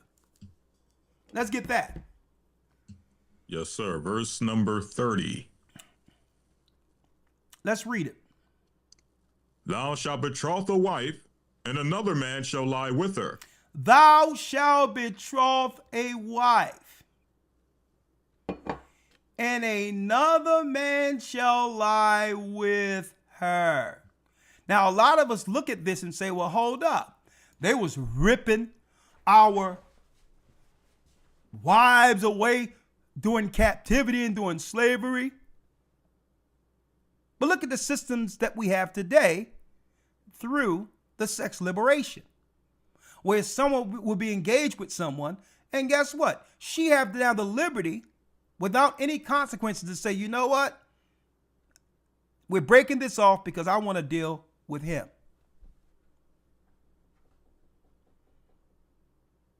And it works the other way too. With no consequence, they've put this system in place where there's no loyalty.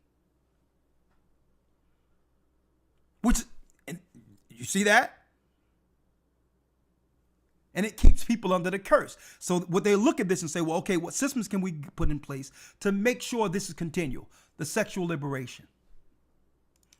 Thou shalt what? Thou shalt betroth a wife, and another man shall lie with her. Check this out. Read the next one. Thou shalt build an house, and thou shalt not dwell therein. Thou shalt build a house, and thou shalt not dwell therein. There's situations where someone can build a house, he betroth a wife, he put a woman in the house, and then he go to court. He can lose the house, she get awarded everything, and bring another man to live in it for free with no consequences while he pay through child support. So it's the liberals who's putting all of these systems in place to keep our people on the bottom. To make sure they look at this curtain and say, okay, how can we execute this? See? If there's no consequences for anything, then what? You allow liberalism to rule. And by default, it keeps God's people on the bottom. Huh? So we never thought of these particular curses in our modern society, of how it's still being executed under a different model. Right?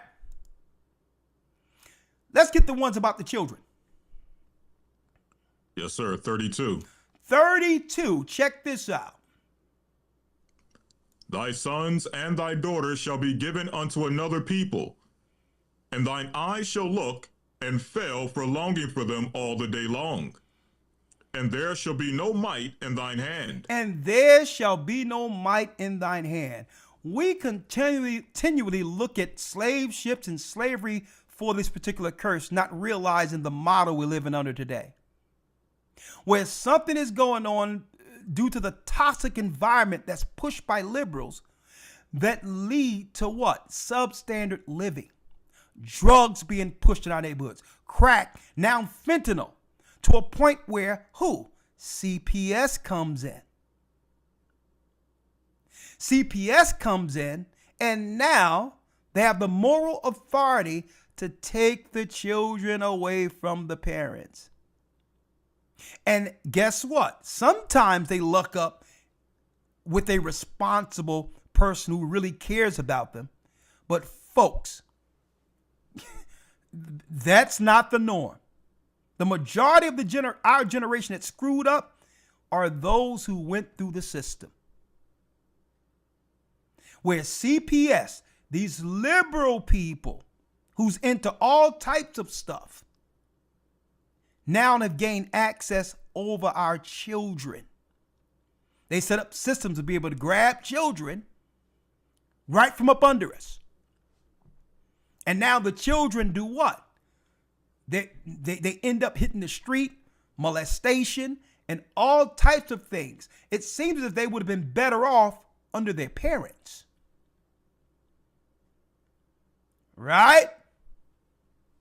So these are the systems that liberals keep in place. CPS, taking the children, and all these others. These are liberals. These are Democrats. So they've been tasked with keeping control over our people by systematically setting up models from one generation to the next to have to keep the curse intact. This is why us being Israelites and following the law is so threatening to them. Because if they are allowed to do this under the curse, but we come back to the Almighty and clean ourselves up to follow the law, they no longer will have that authority given. And slowly but surely, all the money they use through these systems fail. Because you don't have people doing drugs, stealing from each other, where children need to be now taken from their parents. It destroys their whole money-making scheme. It destroys it. So eventually, they have to do what? They have to now fly in, bus in, and everything, a new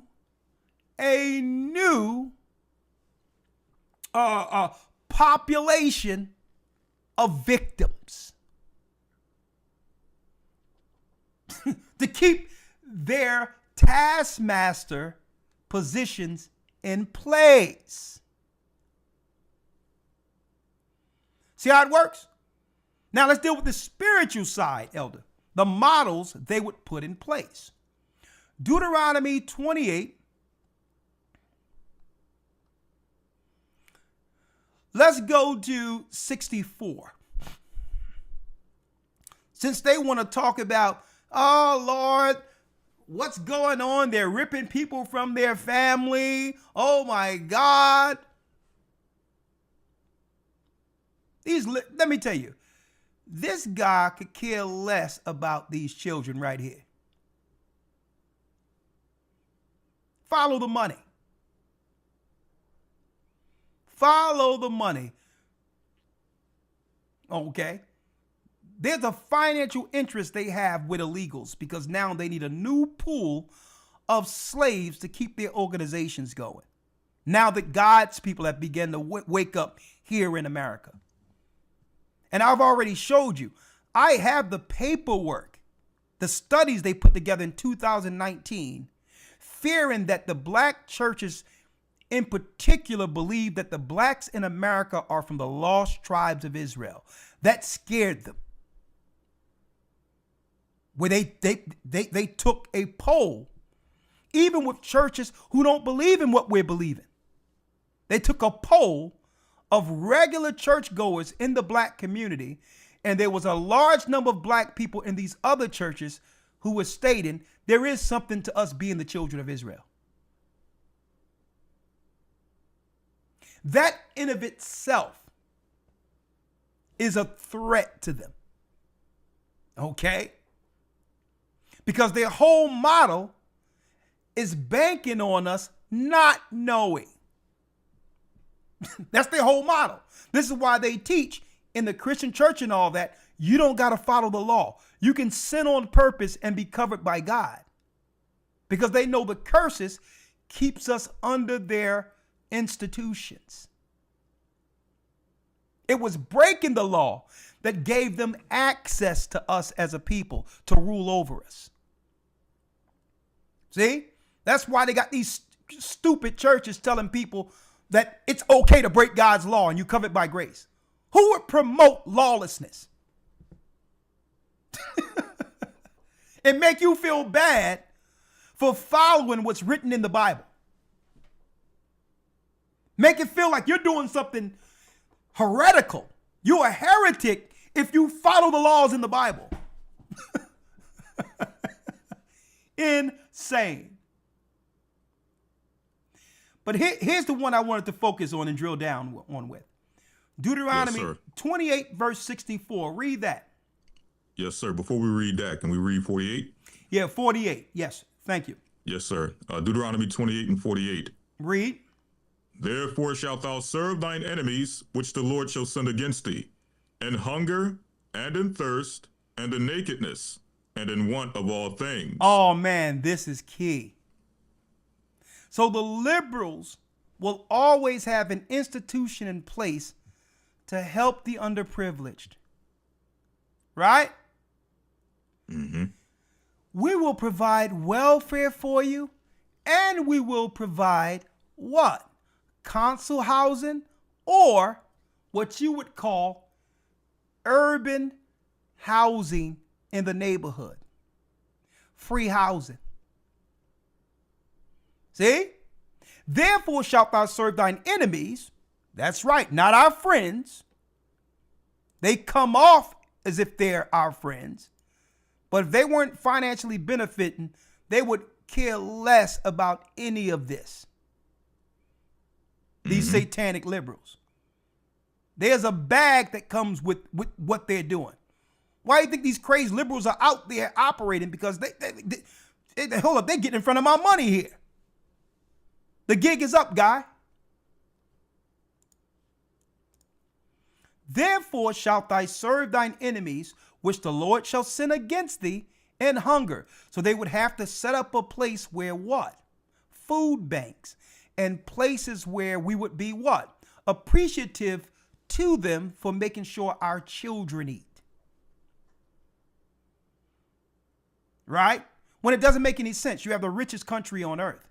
You have pillaged all the other countries and have taken all the resources and power, just bagged the president and took trillions of dollars in oil just a couple of weeks ago. So if you have a system like that, where your country is above all countries, all of the citizens should be benefiting equally from the spoils. See that? That's why they took down Gaddafi in Libya. Because whatever he benefited from with the oils was distributed amongst all of his citizens. And a matter of fact, there was a stipend given and all of that in Libya for every married couple. Once you got married, because they what? They promoted the institution of marriage, understanding that marriage leads to a strong nation you'll fight for. So once you were married, you were actually sent a check by the government in Libya. Did y'all know this? And in America, the liberals are working to dismantle families. They're working to dismantle families. Why? It transfers more control to the social control network they have in place. Separated families, you have more abuse, more molestation, which aids towards their what? The programs and nonprofits they set up to service victims. See? You separate families, and now what? You have the criminals and all that who have easier access to the children. You got molestation, criminality. The children grow up struggling. They end up sitting on a corner and having to sell drugs, and the cycle continues, and it feeds the machine. Well, the liberals have all of that in place to benefit from the curse. Right? Mm-hmm. Therefore shalt thou serve thine enemies, which the Lord sent against thee, in hunger. So they'll set it up where, that's right, they'll make sure you get food if you comply. Right. Waiting on stamps, which also aids to what? A level of what? Becoming complacent and not assuming your full potential. If you know nothing is coming for you, something is going to kick in above you to survive. The survival instinct. But if you know something is coming to you every month and every week you didn't have to work for, it changes your whole mentality when it comes to what life is. And it stifles your progress your will to succeed. And they know it.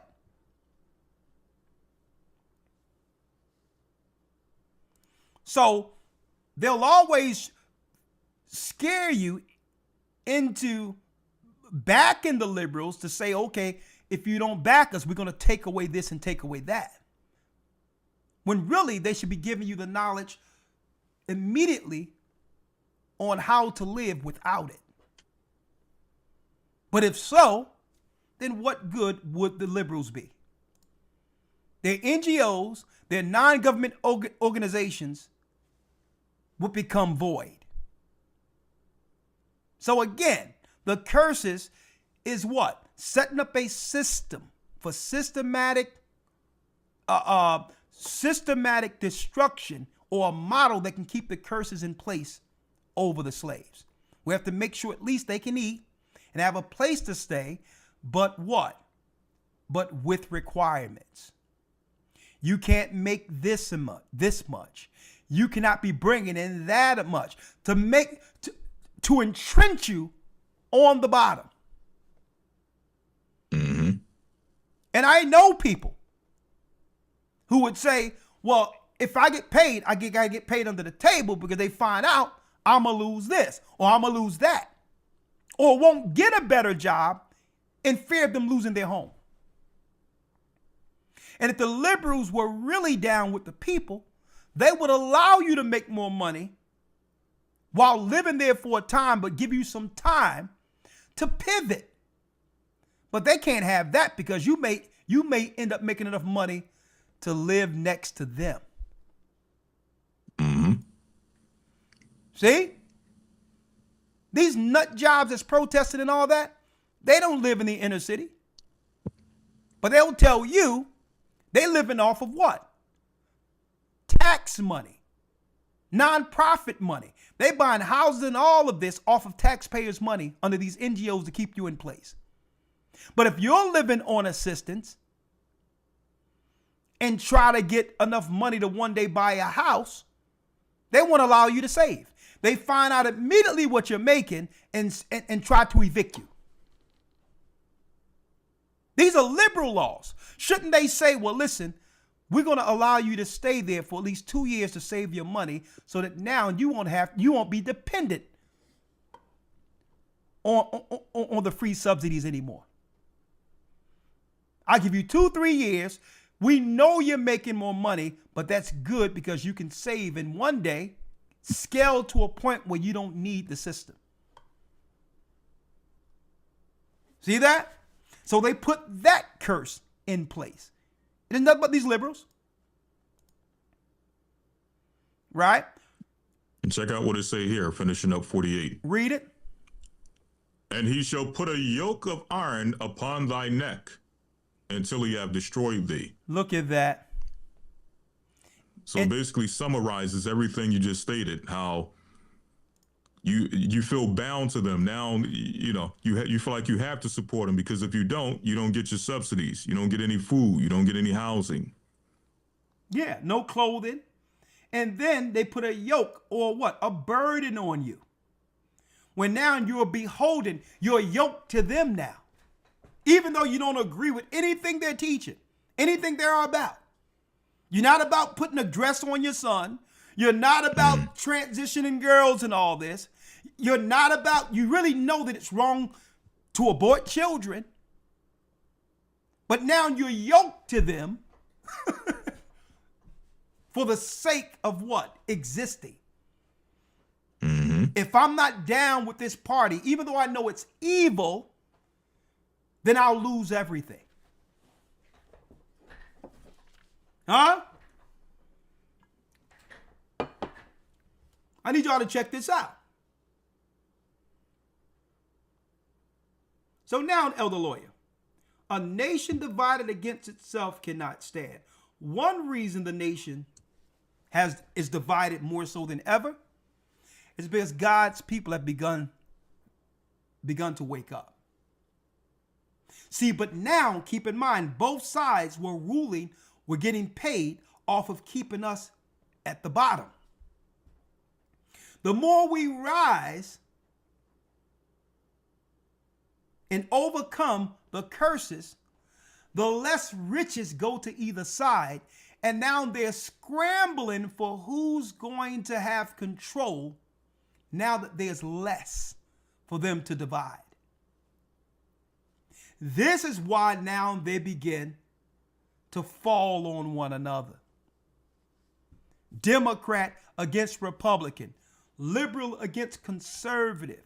The whole thing is getting exposed to a degree where they can no longer hide. They're about to lose everything. So now they're fighting for what's left. That's what we're witnessing right now. What did Trump do? To start the wheel rolling, the ball rolling. He understood how the model was set up. Trump is not exposing anything that didn't exist since the beginning of the country. It was always illegal. Everything they're doing has always been illegal. Right? So what is Trump doing? He's just showing you how the sausage is made. That's it. And this is why the liberals are losing their minds. How the sausage is made. He's just showing it. It's all a farce. All the politicians set up a nonprofit. You get some victims with some fake name to claim that you're helping the people. For Your Family Foundation or some crap like that. Mm-hmm. There's what? There's allocations in the budget for philanthropy and for those who would service the city. There's money allocated for the poor that nonprofits have access to. As long as you can show that you are contributing something to the slaves. See how it works? So they set up these nonprofits, which is straight garbage, get access to the finances, and then take a piece of it, funnel it through whatever group they're going to use. Usually it's a foreign group that came in through a religion. See? And that particular people, be it Arabs, East Indians, they take a part of that money that was in the budget and they kick it back into the campaign for that particular politician. And the cycles continue. From one election cycle to the next. It have always been that way, especially since the civil rights movement, when our people were deceived into joining the party that was hanging us during Jim Crow. Okay, out of Reconstruction, the people that had on the white hoods and all that were all Democrats. So at that point, after Martin Luther King, we switched liberal, because Martin Luther King said, well, at least for this voting cycle, if you give us these civil rights, we're willing to go and vote Democrat now. But it wasn't to stay Democrats. See, it was only for that cycle because, and guess what? It was Republicans who brought forth the civil rights movement, and it was Democrats who tried to filibuster it and stop it from coming into existence. But JFK, okay, he came in and he was like, you know what? We'll vote for you. But it wasn't meant for us to stay liberal. So they end up killing Martin Luther King. They end up killing JFK and putting in Lyndon B. Johnson. And all of them behind closed doors says, we're going to have these N-words voting Democrat for the next 200 years. Not realizing we were attaching ourselves to a bunch of crazed, Satanists, crazed hippies. Huh? So we're breaking it down for you here. Right? So in that, Elder Lawyer, they started bringing in COINTELPRO and infiltrators. Right? Like the guy we have here. Right? Elder Lawyer. Like the guy we have here. Let me put him up in here.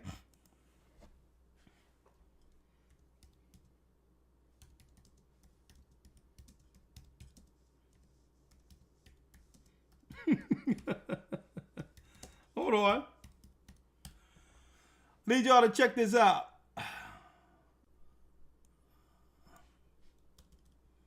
All right, let me get him here.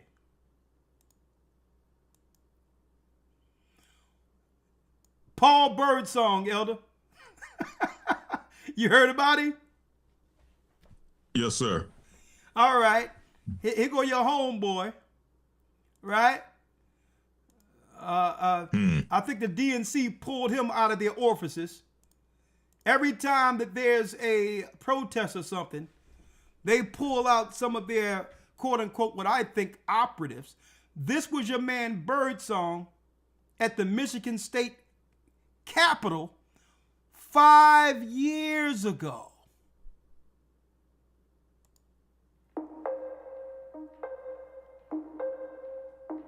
Right. And a bigger reason that I'm doing what I'm doing is because I'm a gang member. And I used to... Now here it is. You know, I'm going to put myself on blast. The reason I'm doing what I'm doing here is because I'm a gang member. Right? So who makes the block hot like this? So he gets out there. This camera is from what? It's a main corporate entity that's filming him. Folks, do you know you can buy a brand new house with this camera? So this is not a regular camera here, folks. And the equipment that it's attached to, you can have a place to live. So out of nowhere, 5 years ago, this guy just came out and check him out, Elder Lawyer. He said, listen, I'm gonna show you what I'm dealing with. I'm a known gang member. Who does this? And a bigger reason that I'm doing what I'm doing is because I'm a gang member. And I used to be a gang banger. Difference between a member and a banger, a member is just part of it. A banger is somebody that's running around destroying shit and hurting other people because they wear the other color. The other day I tied my flag with a rival. We were out here, I tied my flag with a rival. We exited black on black crime. We exited stupidity. We exited genocide, self-imposed, and self-hatred, and entered humanity. We unified together and stood. That did something to me. You see what I'm saying? And as you can see, there's nothing going on around him. He's practicing the script. It seems like he's downtown someplace where, you know, like the yuppie areas, we used to call it growing up, like what we would have like Rittenhouse Square, a nice to do area. It's very nice here, right? A park up the street. And he's talking about he used to be a gangbanger, right? So this is how they pull out their operatives. Now, in the midst of it, he's going to let them know if they come stepping on him wrong, him and the blood's going to have to do some work. Did is it made me feel obligated because of all the destruction I caused to cause some construction, to cause some change. And that's why I'm here, and that's why I did what I did. I don't expect anybody to stay with me. I didn't expect anybody to come in the first place. I was going to be there alone, whether they came or not, and I will continue to be here alone, whether they came or not. So obviously this guy changes roles depending on the scenario, right? So obviously the DNC or somebody calls this guy for whatever events they're doing. And this is why I say don't believe anything you see out there, right? Now, I have a vested interest in this because he's trying to tie where I came up from to this mess. They moving him all around, folks. You notice 5 years ago, he was Paul Birdsong at the Michigan State Capitol. So they moved this guy all around. Now, all of a sudden, Elder Lawyer, get ready, because he's about to bring it home. Never run up on me. I guarantee they won't. I'll put a hole in their chest the size of a window. Ooh, you're hard. Showing off. Safe line repair, safe line replace. That's what's gonna happen. They touch me. Oh, scary. So, Elder Lawyer, if they touch No him, ICE agent ever run up on me. talking about the Black Panther Party, he had to roll that back. And ICE protests saying if they roll up on him, he's gonna do what? Guarantee they won't. I'll put a hole in their chest the size of a... He's gonna put a hole in their chest. Now, who would say that? Right. Unless there's a script and or he know he's protected. Now, I'm going to show you the scary part about this, Elder, the deep part about this. I said years ago that they was going to try to switch it up and make religious extremists, makes blacks the face of radical religious extremists in the United States. Right? And people don't even talk like this. Right? Mm-hmm. You would never guess who he switched the name of his organization from now that the Black Panther came out and asked, whose son is this? Like, we don't have nothing to do with this guy. This guy's gonna put heat on all of us. We have nothing to do with this crap, right? Listen to this. Guess what he changes his new organization to? You seen it? Yes, sir. The Black Lion Party. Now, what groups out there at all have lion attached to their names or organizations? Israelites. The Lion of Judah. You can't find an Israelite out there that don't have a lion emblem, be it shirts. Hey, even Iraq a couple of years ago came out with Lionborn. Mm-hmm. So you see what they're doing here? These are scripts. They done moved from the Black Panther Party to Black Lion. And all the Israelite school of UPK, they wear all black. And usually if you see some of what they have, there's a lion in some of their emblems in all of this. So now, don't be surprised if they use this guy as an operative to demonize Israelites. Now, I'm putting this out there because as an example, they can get any people behind them. You should have seen him posing with his so-called posse. Okay, looked like some people that was just sitting on their stoop that he paid $5 each to pose. Right? So this is how they're going to eventually move it to Israelites. Right? Now, next thing, Elder. Do not fall for what they're saying. Now, check out this, Elder. Here's a nurse. She done came up with a great idea on what to do against ICE agents if they need any health care. If they find themselves in a hospital or need nurse care. Now, I'm pointing this out because if she think like this here, how many of those people think like this when our people go into some of these institutions they call hospitals? Right. Listen to her idea on what to do with ICE to show you the nut jobs they have in trusted positions, institutions our people depend on to live. This is a nurse. Think about this. And now think about them being celebrated a few years ago when the bug was promoted. Who are these people? Check her out. Tactic, or at least scare tactic.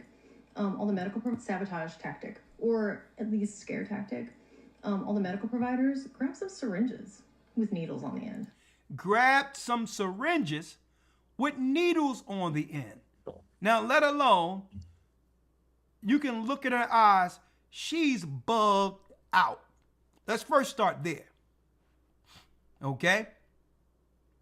So you get some of these liberal nut jobs who power trips, who get in positions where they relish the thought of having power over others' lives. Right?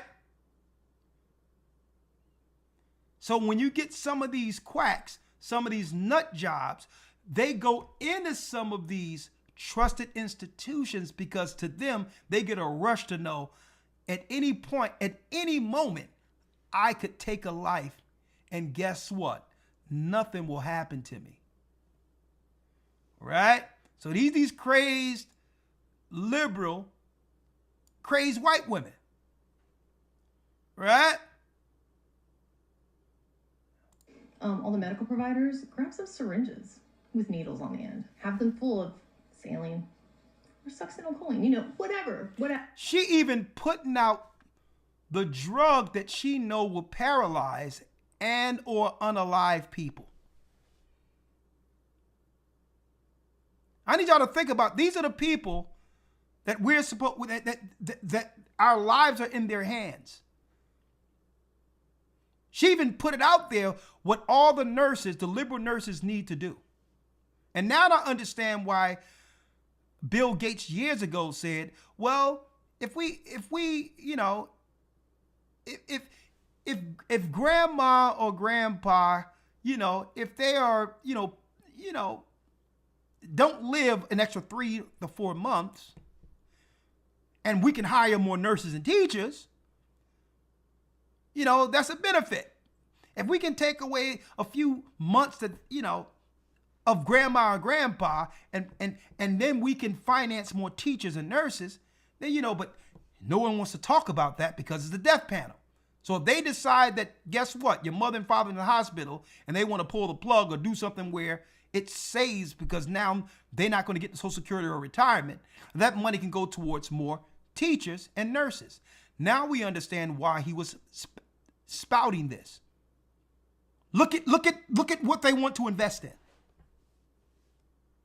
So this is her answer for ICE. I'm going to play it all the way through. And then you can tell me what you think about this, Elder. Pull it all the way through. Sabotage tactic, or at least scare tactic. All the medical providers grab some syringes with needles on the end. Have them full of saline or succinylcholine, whatever. That will probably be a deterrent. Here is your daily reminder that it is a federal crime to interfere with ICE agents. The woman in this video is an employee at VCU Health, and she is encouraging people to take syringes filled with various liquids and stab ICE agents with them. She's calling these her resistance tips, and since these videos were posted, VCU Health came out with a statement saying that she's been put on administrative leave. People see— Hold up, Elder. So she still is receiving a check. She hasn't been fired. She's been put on administrative leave. All right? Let's check this out. Seem to forget that just because they're sitting behind their phone in either the privacy of their own home or their office, that their words most definitely still have consequences. Kudos to VCU Health for doing the absolute bare minimum and putting this woman on administrative leave after she so blatantly and obviously is encouraging people to hurt ICE agents. Any opinion on this, Elder? The woman who says, and she actually put out the agents to use syringes to use as weapons against ICE agents.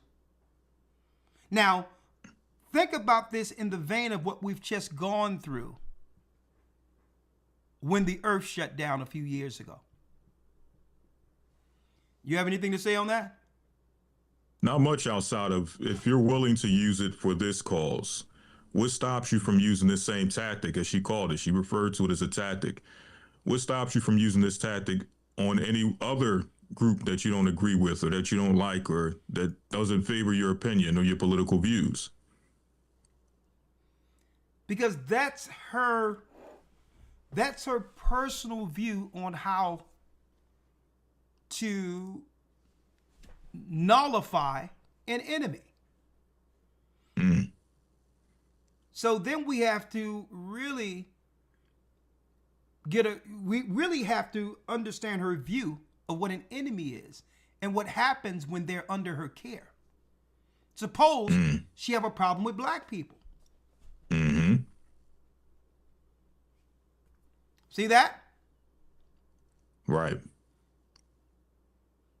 So if she can do this and say this outright publicly, obviously she's emboldened to do this in the cover of night when no one's looking, knowing that there'll be no consequences if she was to. And who knows how many times they've been tasked with having to give someone this to make their the patients comfortable.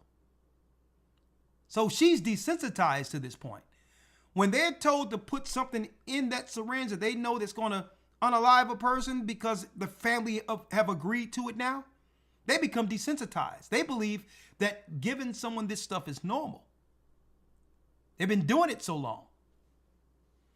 So in case any of you missed this, so when I seen this, Elder Lawyer, I was like, oh my goodness. Sabotage tactic, or at least scare tactic. All the medical providers, grab some syringes with needles on the end. Have them full of saline or succinylcholine, whatever. That will probably be a deterrent. Here is your daily reminder that it is a federal crime to interfere with ICE agents. The woman in this video... Sabotage tactic, or at least scare tactic. All the medical providers, grab some syringes with needles on the end. Have them full of saline or succinylcholine, whatever. That will probably be a deterrent. Here is... And let me tell you, Lawyer, this generation is in trouble. Because when we teach this, a nation divided against itself cannot stand. What's one of the biggest issues plaguing America when it comes to family and all that right now?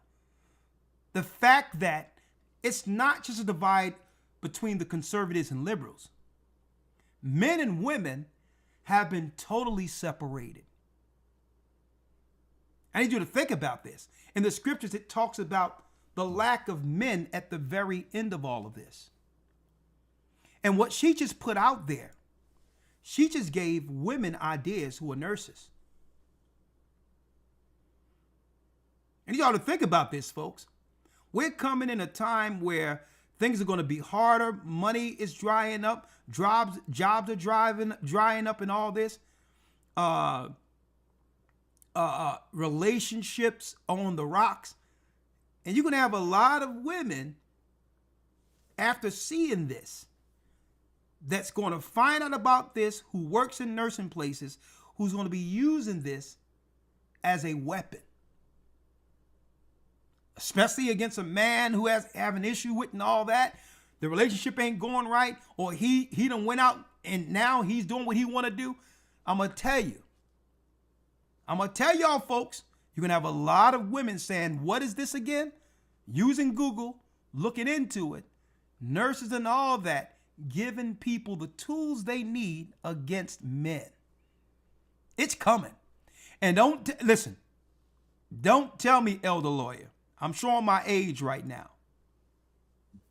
Don't tell me it's not going to happen. Lorena Bobbitt, she was on all these talk shows.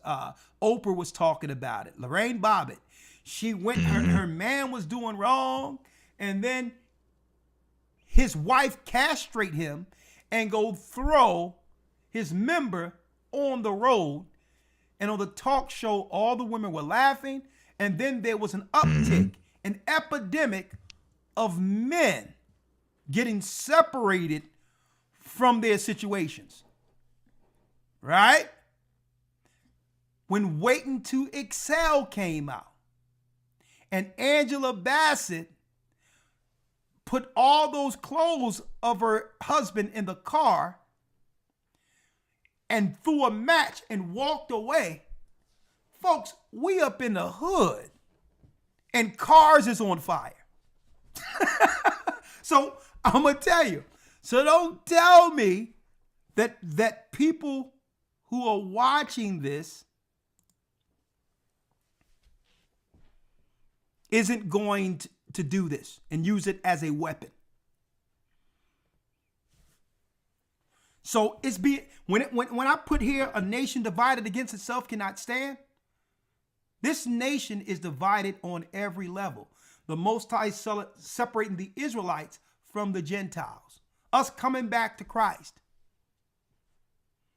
On top of that, the liberals are now fighting against the conservatives because their money is drying up. And guess what? Their gig has been exposed. Now, some people might ask, well, why is Esau, being the conservative who's always been down with the liberals controlling us, why are they now exposing the grift?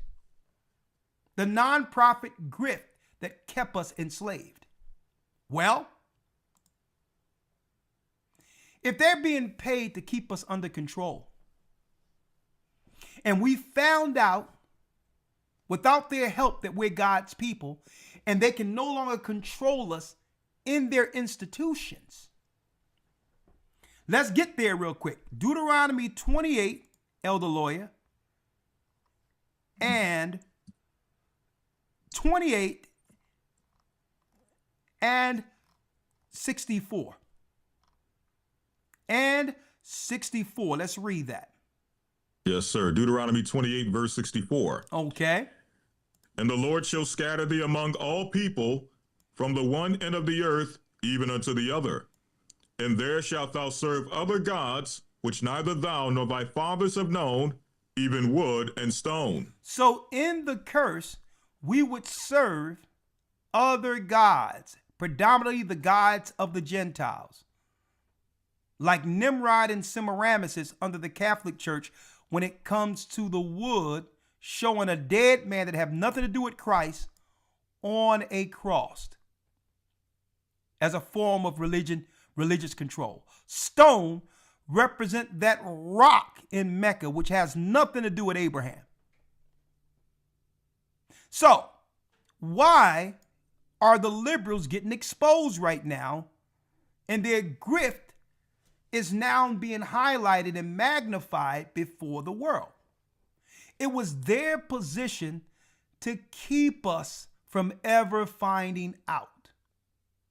They were paid to come amongst us to keep us disoriented, confused, against one another, and we still rose above their deceit and begin to convert the poor into understanding that they are in fact God's people. The liberals dropped the ball, so they're no longer useful. If they cannot control the slaves, then guess what? The gravy train has dried up on them. If you can't control the slaves, because once they find out the gig is up, our riches is based on them complying to servitude. Based on them just agreeing with their low status. We put y'all nut jobs in place to keep them disoriented, confused, and that's what your paycheck is for that. Now our people are questioning everything. We're questioning shots. We're questioning the educational system. We're questioning everything now. And then on top of that, what's being exposed, Elder Lawyer, is they're stomping hard for strangers who are not invested in this country at all. Harder than they've ever stomped for us. And our people are looking back at this and saying, hold up now. This is interesting. When it came a time where our people needed something, y'all would always retort as Democrats, well, I can't do but so much. Or I can't do it because of the Republicans. But then we look at it and our people are struggling. We're losing our jobs. Our children are suffering. We have no money. And here it is. We come to find out you got billions for Somalis.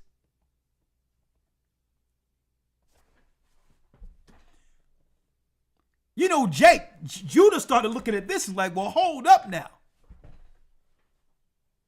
The math ain't math in here. We've always backed Democrats. We've always been behind you, even if we didn't agree with your immoral ways. Without us, none of you would have positions. So when that light came on, Elder Lawyer, and our people started looking at our condition and say, well, hold up, out of nowhere, you can find money for people that you have no vested interest in, people from someplace else, somewhere else. And it changed the whole game. Because a nation divided against itself cannot stand. And they've totally disrespected and offended their only voting base that kept them in position. So there's another divide there. Judah from the Democrats. And it doesn't mean that Judah is going to become Republican. Judah is saying, you know what? It's time for us to chart our own path. Outside a system from either side, Democrat or Republican, who both are incentivized to keep us on the bottom. And the Most High made it that way. Because the only path that's out there outside of this system, the system of slavery, is the truth of Christ and the knowledge of who we are.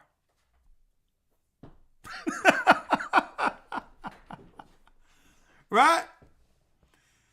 So now our people, Elder, are saying, okay, now,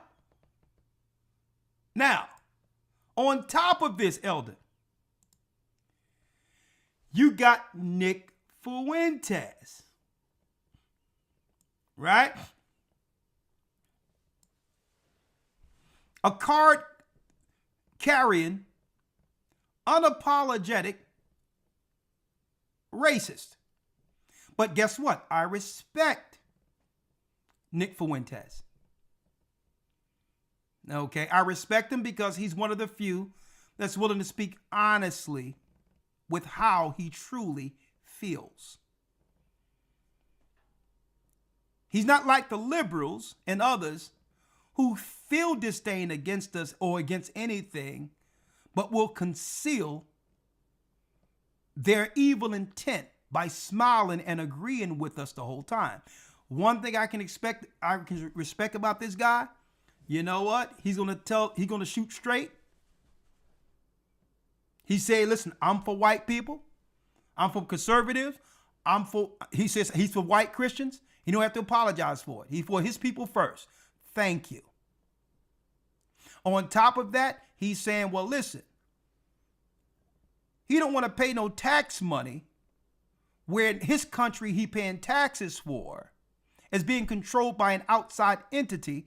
He's exposing Israel as the true controller, as he mentioned, of America, which is what? A conflict of interest. So now there's a divide between the white racist Aryan and or the white racist Jew, because there's white racists amongst all these different groups. So now they both agree to keep us enslaved. And now they're going against one another. Right? So how can America stand? Being divided more so on every level than it has ever been since its inception. It would be impossible for a country as divided as this to survive long term.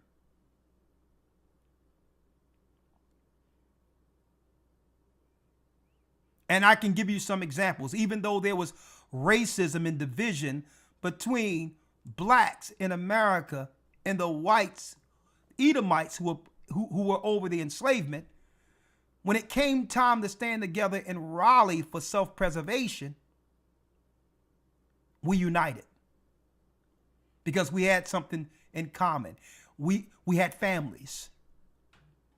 So when there was an outside threat and there was a war that was declared, we put those racist things aside to defend our families.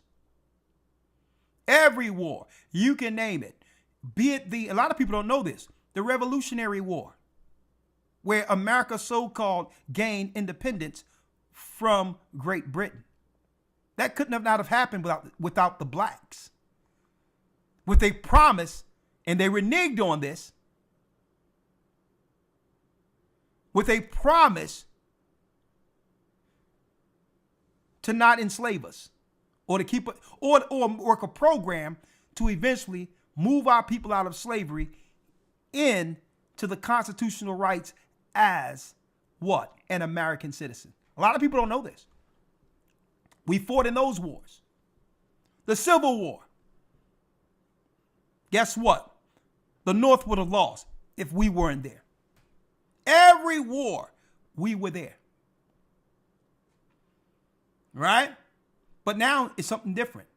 We're sitting back and allowing them to carry the whole burden of Babylon, Elder Lawyer, alone. And they don't know how to deal with this iteration of Judah. Okay? This iteration of Judah is no longer emotionally invested. We tried everything we could to be appreciated. We tried everything to show that we're not a threat, that we just want to be treated like people. We've tried everything to be unified, fought for not just our rights, but the rights of every person throughout the earth. And continually, they did what? They showed us their narrow red behinds. So now Judah is in a different place right now. Judah is indifferent. It's not like Judah doesn't care at all, but Judah isn't invested. Judah is saying, we tried everything else. We're going to try something we never tried before. We're disengaging.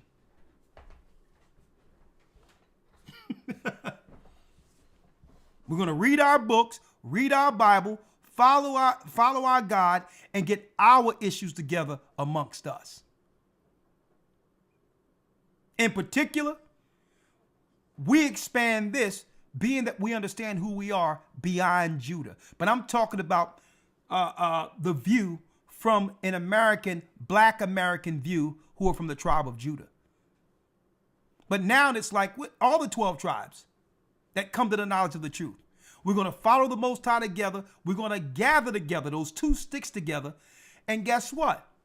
We're going to respect everything that's going on out there as far as hope that it works out for you all.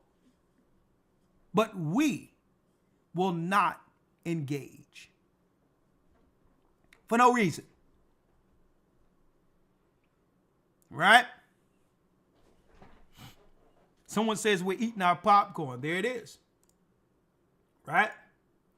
So let's check out, Elder Lawyer, a few of these, what's going on, and then we're gonna read what Christ say. A matter of fact, let's read, Elder Lawyer. Let's go to Isaiah 32:5 real quick. Isaiah 32, verse 5. right? Yes, sir. The book of Isaiah 32, verse 5. Isaiah, and this is what happens when Israel began to rise from up under the curse. The liberals lose their power, and eventually the Edomite powers are saying, well, why are we financing you if the children of Israel are no longer trusting the system anymore or willing to follow the liberal way? If you can't keep the children of Israel in sin and under control, then guess what? We have no use for you anymore. We're going to dry up your money. We're going to show people the con game of how you've been using money and cycling it into your campaigns and all of this. And guess what? Your immigration trying to replace us right up under our foot isn't going to work. See? Because we would have to vote you into power in order for you to legalize all of these people into law and make them citizens. They was all, Elder Lawyer, they was this close. They almost had everyone conned. And in position, they was right there talking about a fast track to citizenship. That's how close they were. And now our people seeing this, I'm like, oh, one more administration, it would have made the black people in America's political power obsolete. They were close. See? Elder Lawyer, let's read it. Yes, sir. Isaiah 32, verse 5. Isaiah 32, verse 5. Let's read this. The vile person shall be no more called liberal, nor the curl said to be bountiful. So the vile person, which are really these liberals, shall no longer be called liberal. These are the people we've attached ourselves to. The vile person will no longer be called liberal. Let's get liberal in the Hebrew. All right? That's Nadiab. Right? Voluntary, that is generous, that is hence magnanimous, grandy, free. Don't forget, free sex, liberal, and all these others. Liberal, noble, prince, willing. Right? So it says the vile person shall no more be called liberal. There are your liberals right there. Nor the what? Nor the curl said to be bountiful. Nor the curl said to be bountiful. Right? Now look at, it says the curl be bountiful. Right? Being financially grandized and all these others. Look at the word curl according to the Bible. Kalalaya or kalia, which is what? Sense of withholding. Niggardly. Nor churl. The liberal nor the niggardly. It says, nor the niggardly said to be bountiful. Okay? So all this ignorant crap that's going on with that woman operating negatively from Texas, this congresswoman acting like a fool, the Most High he's exposing it all, and our people are saying, you know what? No more. No more voting for the niggardly. No more backing the liberal who have destroyed God's people, the vile man.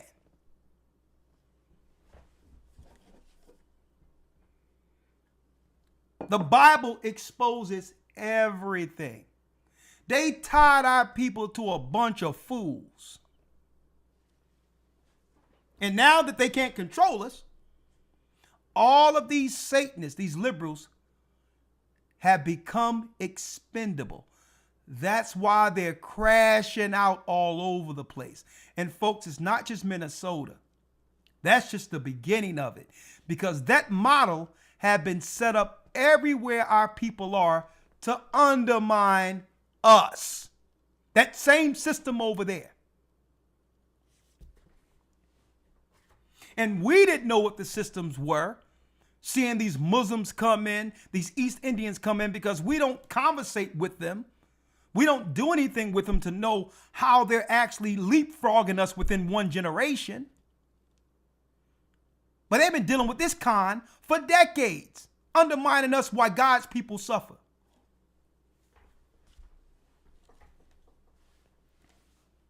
Huh? A nation divided against itself. Matthew 12, verse 25. Let's go there real quick. Matthew 12, verse 25. Then after this, I have one video to play, and then we're going to open up. We're going to open up for calls for those who would like to call in or come in through Zoom. Right? Let's get the last scripture, Matthew 12, verse 25. That's right. Matthew 12. So we're going to sit back, read the Bible, pray to the Almighty, and eat our organic popcorn and watch Babylon does what it do. According to prophecy, Babylon the Great is fallen. It's fallen. Why is it fallen? Because you're not going to have God's people helping you hold it up anymore. It's a thankless job. We get nothing in return. And I'm going to tell you how the Most High does this, Elder Lawyer, to show you the hypocrisy. The same people who claim, oh my God, the taxes are going to be overwhelming. We're not going to be able to bear anything. The whole system is going to shut down if there's any reparations for the children of slaves.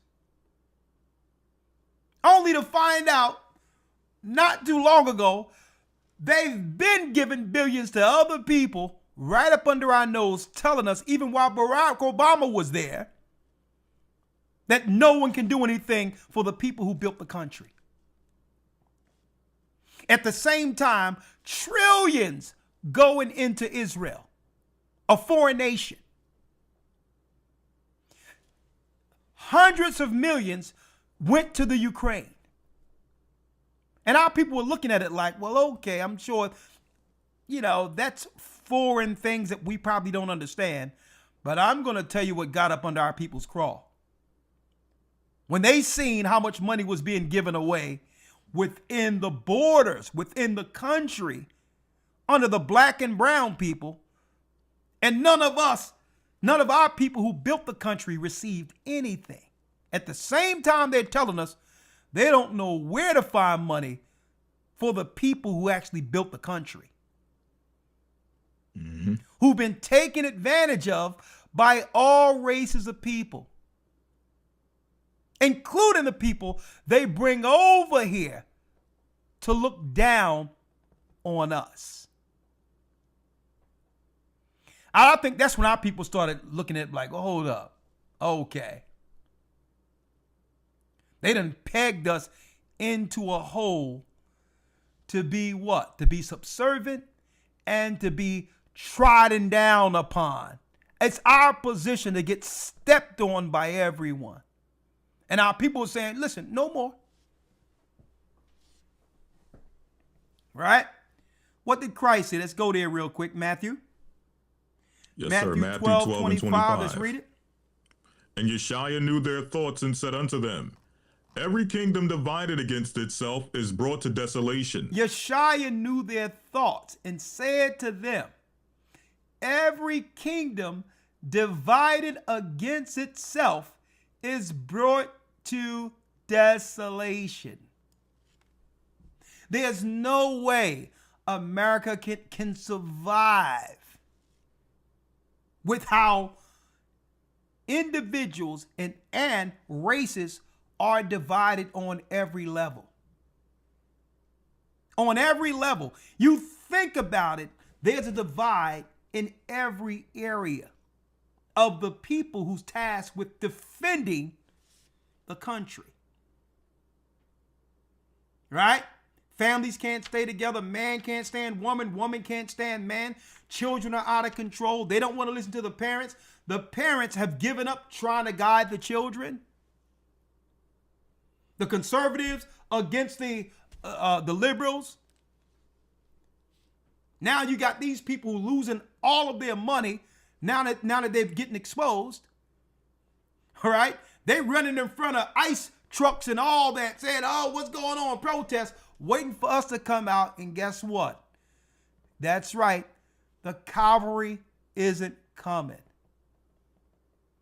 The cavalry isn't coming. And here's another thing, Elder. Behind the mask. Come to find out, here we go. A lot of these ICE agents are foreigners from from African villages, from the Middle East, and all of that. It was exposed in one of the ICE agents. He was straight. It sounded like he was from one of those African guerrilla areas in Africa. And he was masked up. So not only do they have this thing happening there with the so-called illegals, no one is talking about the foreign agents behind masks who are from other places, who can be now utilized for other law enforcement missions. Years ago, we were talking about how they was going to bring in foreign troops or whatever when it comes to disarming America.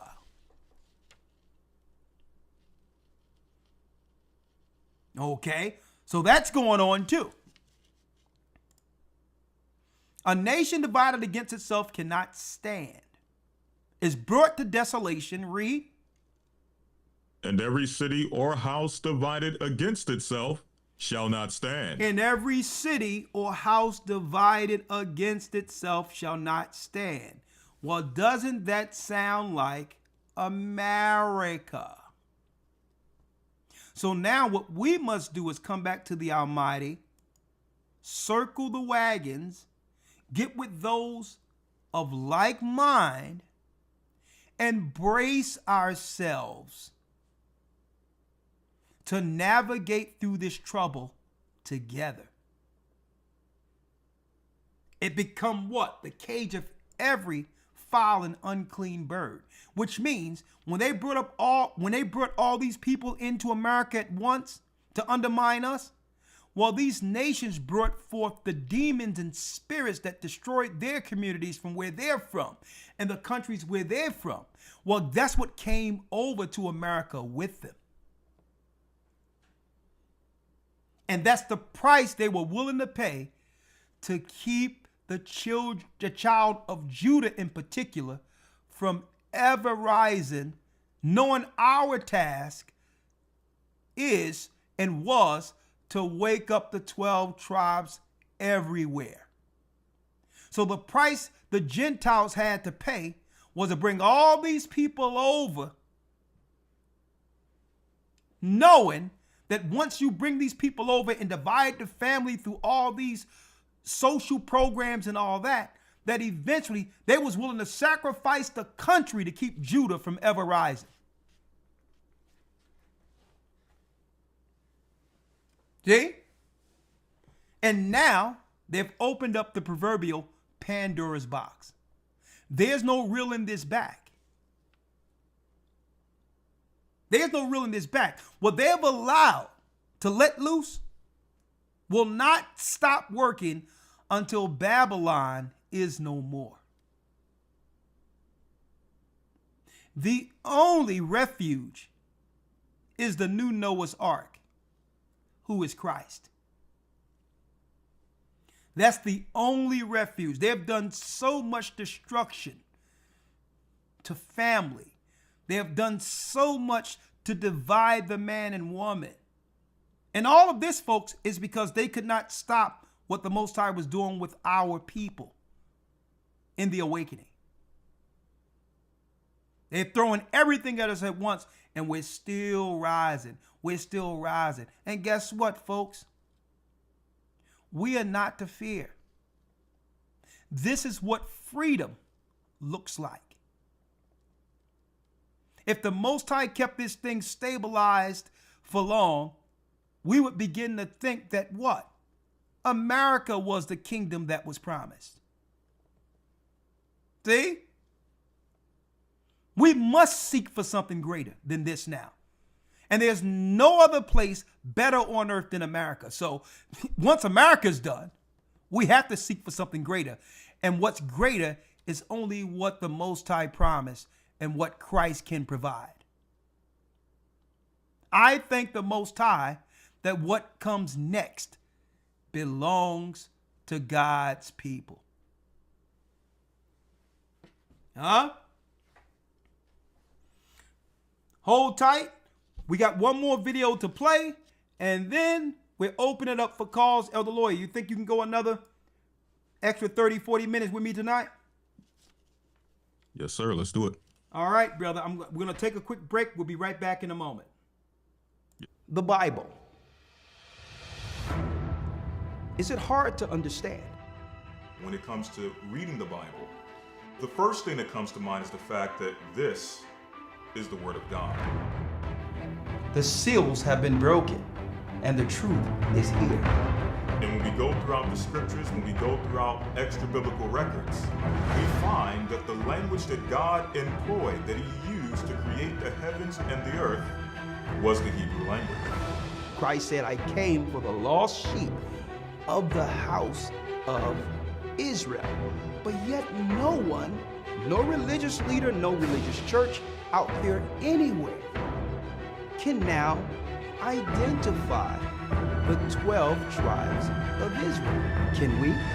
God is quite simple, but it seems as if man makes understanding Him hard.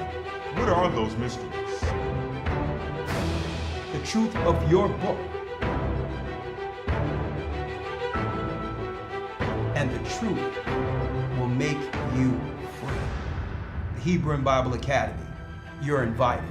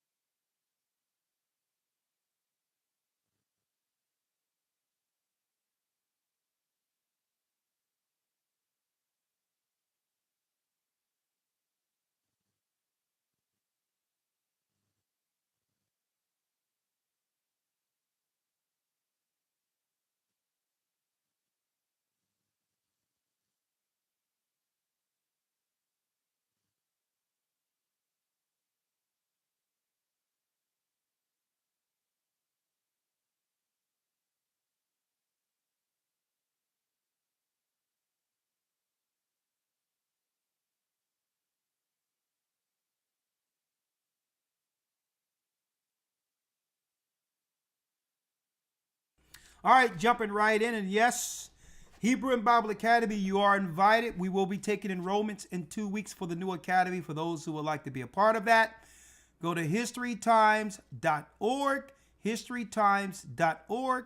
Let's hear what some of our people are saying concerning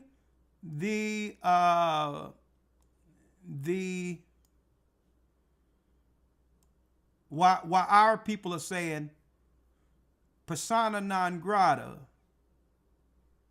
to these protests.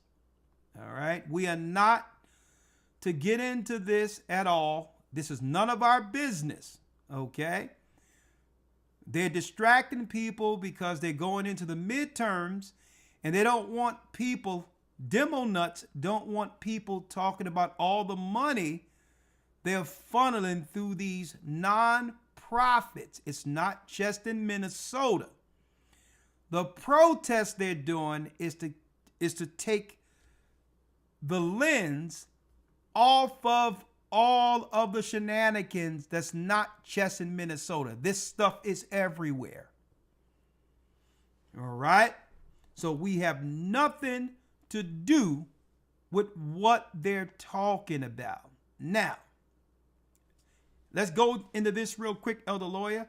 I don't know what's going on with these septum rings. Lord, have mercy.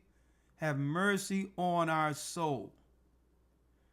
They look unsanitary. It looks crazy, okay? But anyway, let's see what she have to say about, now, I don't understand why they titled this, Elder Lawyer, Immigrants Enraged with Black Americans Are Not Protesting for Them. Immigrants have no problem with our people not protesting. Illegal immigrants have a problem. Okay?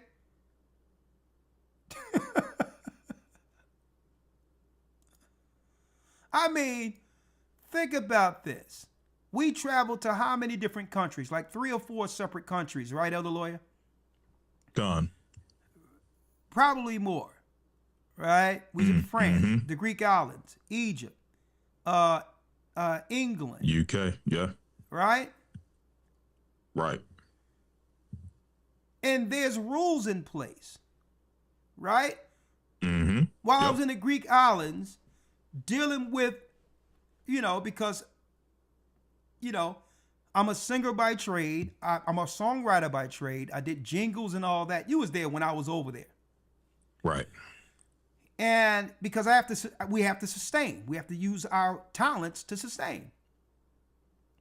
So, here it is. They're making all this money on Saturdays off of the entertainment or whatever the case is, right? And I'm like, well, right. you know what? We packing the place and all this Saturday nights. And I said, you know what? I got some money saved. I said, I'll tell you what, let's invest in a friendly type of entertainment thing. Kids can come over. When people come on holidays, it could be more so friendly entertainment for the family. I'm like, you know what? I saved some money. Let's buy something that we can fund what we would like to do for our people. Right? So I asked the guy, what would it take for us to buy our own business here? Now I'm thinking like an American. If I got the money, it's okay. Right? We're employing their people. Right? It's free enterprise, I thought. And they're looking at me saying, well, unfortunately, listen to this, brothers and sisters. You can't set up a business unless you bring in another citizen who would have 51% of the control over the business who's a citizen. I'm like, okay, all right, let me make this clear.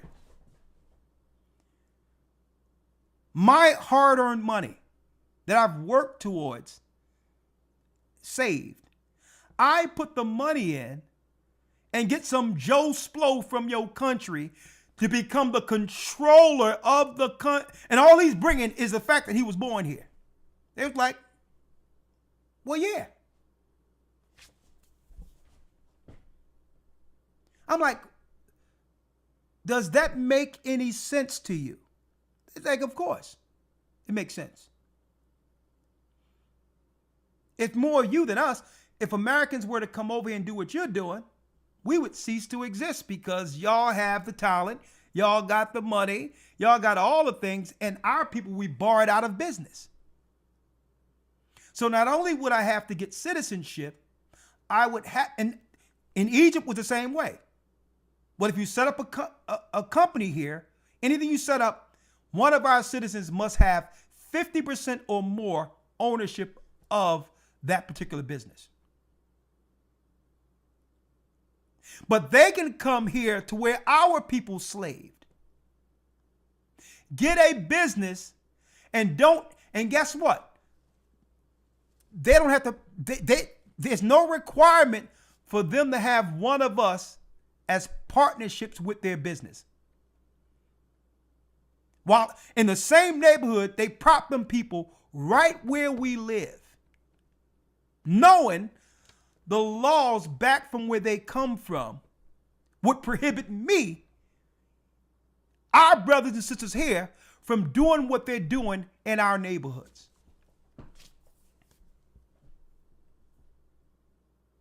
See, and that's why it's important that brothers and sisters travel to understand how wrong they're doing us. Man, that was an eye-opener for me. I'm like, so let's make it clear. I gotta go in business with some people strictly because you were born here. And I'm the one making the money for everybody, and now this person gets 50% while my people are suffering. Make that make sense. But they'll come over here. So it ain't about immigrants, folks. Immigrants have no problem because they went the proper way for citizenship. These nut jobs are trying to overrun and undermine us with a bunch of illegal people, which means criminality and everything will go up in our neighborhoods. And now our children are being assailed upon. Our children are being unalived.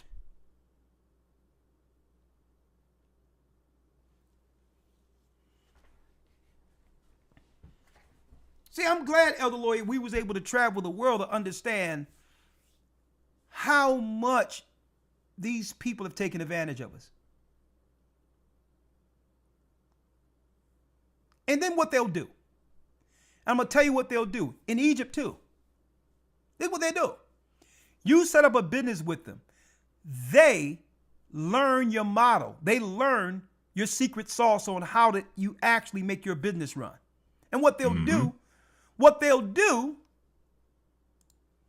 is they'll have their cousin set up, or brother or someone in the family set up the same business 2 doors down or a door down, and then sabotage your business, and now they own 100% of it. Because don't forget, they start doing some crazy stuff, and you hear from America, you know what I mean? You're going to step to them. You're going to show forth some level of, you're going to bring it where there's some conflict. If you're going to try to steal something from, you're going to raise up and say, you can't steal from me. And then if you say something when they're trying to steal from you, all of a sudden here comes immigration. See? So they'll take your ideas while you're in another country, find out how you're doing it, set up a shop right up the street with the government complicit in this. Sabotage your business, and if you say something, immigration will move you out of the way, and now they have stolen the whole idea. And folks, it's not like that just in Egypt. Even in the parts of Africa where our people are, Ivory Coast or whatever, it's the same deal. So that's why I'm not dealing with that crap. Right of return. That's a grift. That's a scam. Or why don't you come over here? You got land. No, they give you a 99-year lease. And it won't take them 99 years to get that property from up under you once you put your money out there.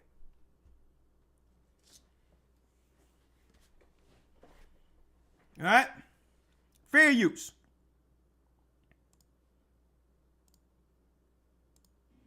Y'all are focusing on why don't black people care what Trump is doing. We do. But we're focusing on us and ourselves to survive through this. Which you heard what you said, Elder? Yes, sir. Y'all wonder, now you would have thought that we all had a powwow, that there was a meeting where all of Judah and America came together. No, it's the Holy Spirit, folks. It's the Holy Spirit. All of a sudden, from different walks of life, from different belief systems, we're all coming to the same conclusion at almost the same exact time. Tell me that's not the Almighty. Listen to this. Made a video earlier, I took it down, but y'all are focusing on the wrong people. Y'all are focusing on why don't black people care what Trump is doing. We do. But we're focusing on us and ourselves to survive through this, which y'all need to be. Thank you. No, it ain't our position to stop Trump from doing what he's doing. Even the Most High says that you can't not resist the power. The authority that's set up. You think listen, every empire that was set up, our God allowed. Okay? That's the realization of it. Well, I'm going to go get knocked over my head and get dragged over a bunch of liberal nut jobs. And these are the same people who also marched to unalive our children with the abortion and all these others. These are the same people that's telling us that our sons should put on dresses. Okay?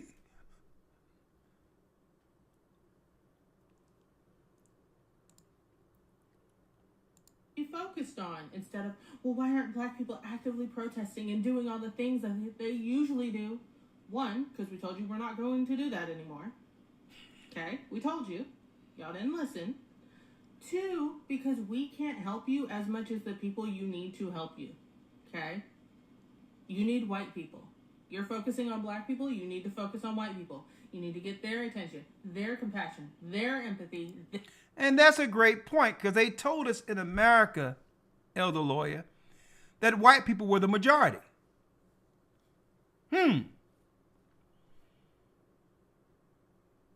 Because what allowing illegals to do what they're doing and undermining us, which will drive down wages when there's no jobs already. How is protesting against that benefiting us? When you know the corporations brought up a lot of the companies here to send workers from their country to work here for lower wages. So, folks, these people didn't just walk over without a plan. They had maps, they had everything, and they had people to meet if they could make it over the border, which was attached to corporations who own companies here in America. They would rather pay slave labor than the people who work here to make profit. So that would be, our people would be starch idiots to go out there and get in front of something that was put in place politically to undermine our people financially. Haven't we suffered long enough? You got to be out of your mind. Oh yeah, you're going to get in front of a foreign ICE agent who's probably have killed people where he's from. Okay. I'm going to protect the guy, the illegals who's here to steal all of our jobs.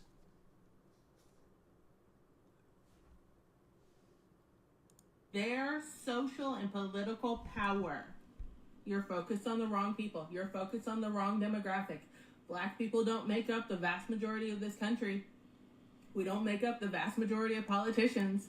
We are not in the White House. I'm telling you, you need to focus on white people and getting them to actively care and campaign and protest in your name, in your favor, and leave black people alone. Oh, no, brother. I'm sorry. I mean, you know what I mean? Noble, you got 12 subscribers. I'm down with you. But let's go to the next thing over here. All right? I appreciate you, my brother. All right, let's go slide right here. No, not him. Not him. Right now, that guy's in a doghouse. All right?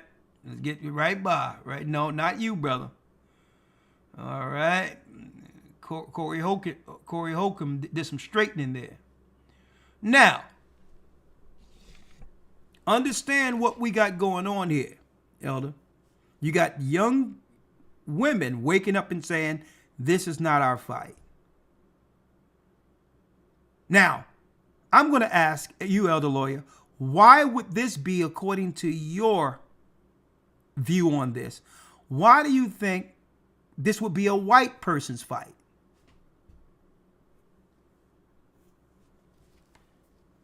First and foremost, they have the most to gain. Like what? Well, if they're benefiting from certain programs that usually come to immigrants, they're getting kickbacks from certain programs, financial programs that are set out for, really not even set out for immigrants. It's monies that's set out for certain things for our communities, but immigrants pretty much get they get the dibs on some of these finances. And then you have, as we mentioned earlier, the white liberals who somehow, some way find a way to get kickbacks out of this. Then obviously it's in their interest to go out there and protect their bag. So it's in their interest because, right? Because without victims, it dries up. Their gravy train is dried up. Right, exactly. Interesting. Let's see what else they talking about this all over the place. Right? What do you think about these Black Lives Matters? Let me see. And another thing, Black Lives Matter is not a black organization. All right? It's a white liberal nut job organization. Okay?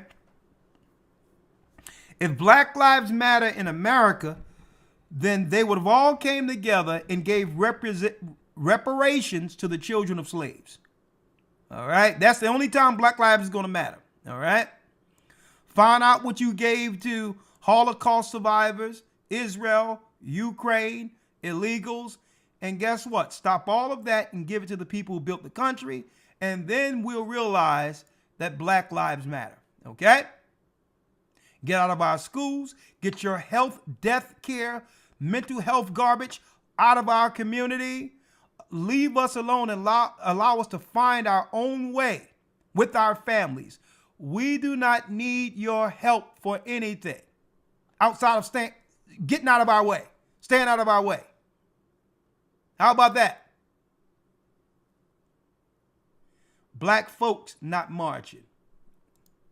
See, it's stuff like this is the reason why my people ain't marching for y'all.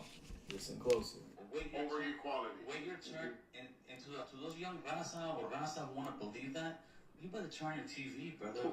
You better turn your radio back. What do you think about these Black Lives Matter that they want to be paid for being, slaves and all that? Well, I heard they passed in North Carolina. What? It was a small little town in North Carolina that passed reparations for whoever's over there.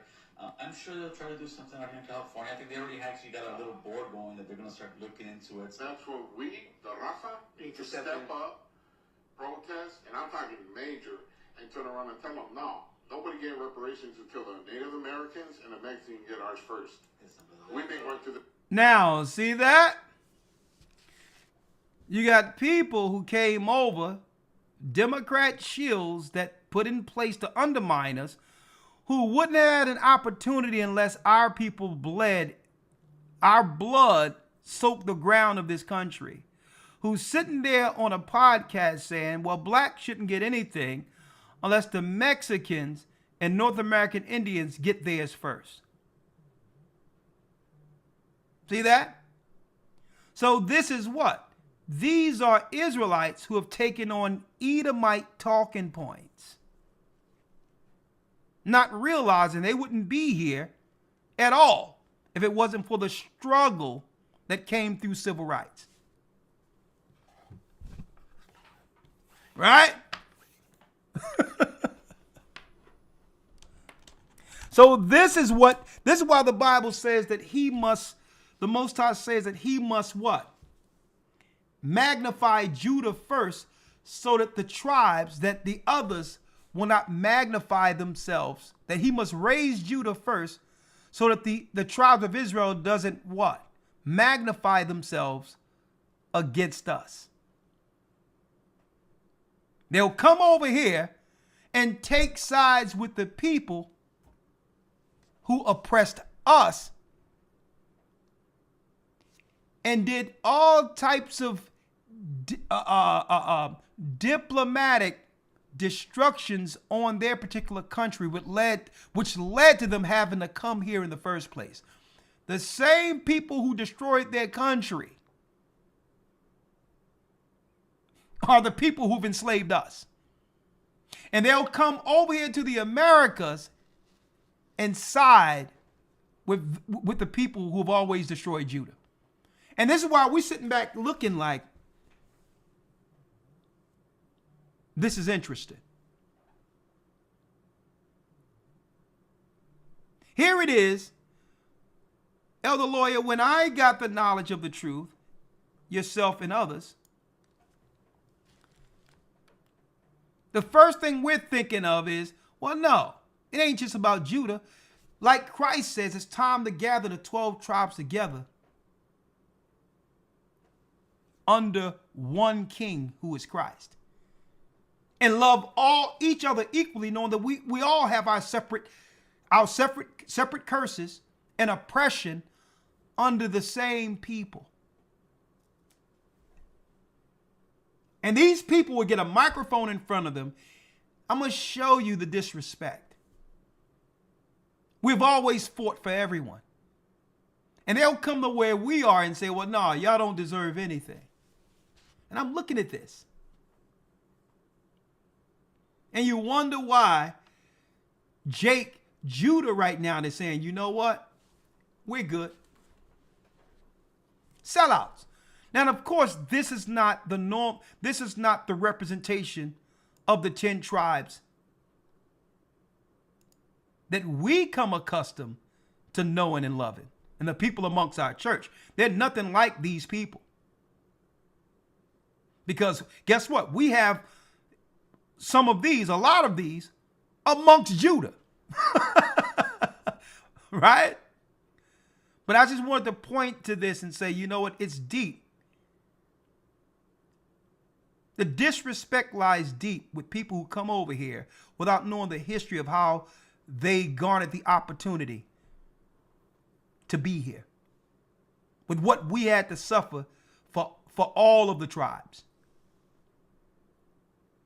And it's a shame because, I don't think these brothers here would like to put their face, based on what's about to happen, I don't think they want their face out there with these particular type of sentiments. Because Esau and the powers that be, like Nick Fuentes and others, isn't going to give them a pass because they betrayed us. They're not going to get a pass. Right? This couple not longer, so I don't want to hear it. Because it's not fair, dog. How are you going to give a bunch of money to a specific group? This is the United States. Listen to this guy, Elder Lawyer. I think this is a brother. No, I think he's from Issachar.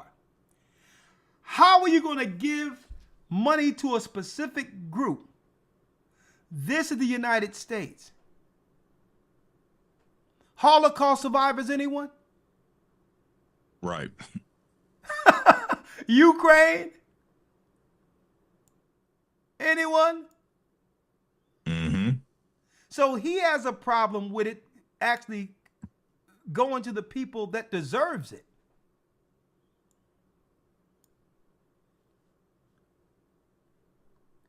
How can money go to a specific group? This is the United States. There's money that's earmarked for who? For other groups all the time. Right? All the time. What boat did this guy come in on? Money that's specifically for Jews, we can't get access to. Money that's specifically for gays, those who identify as LGBTQ. Okay, unless you identify with that, none of us cannot get access to that. So what are you talking about specific? There's money for specific groups.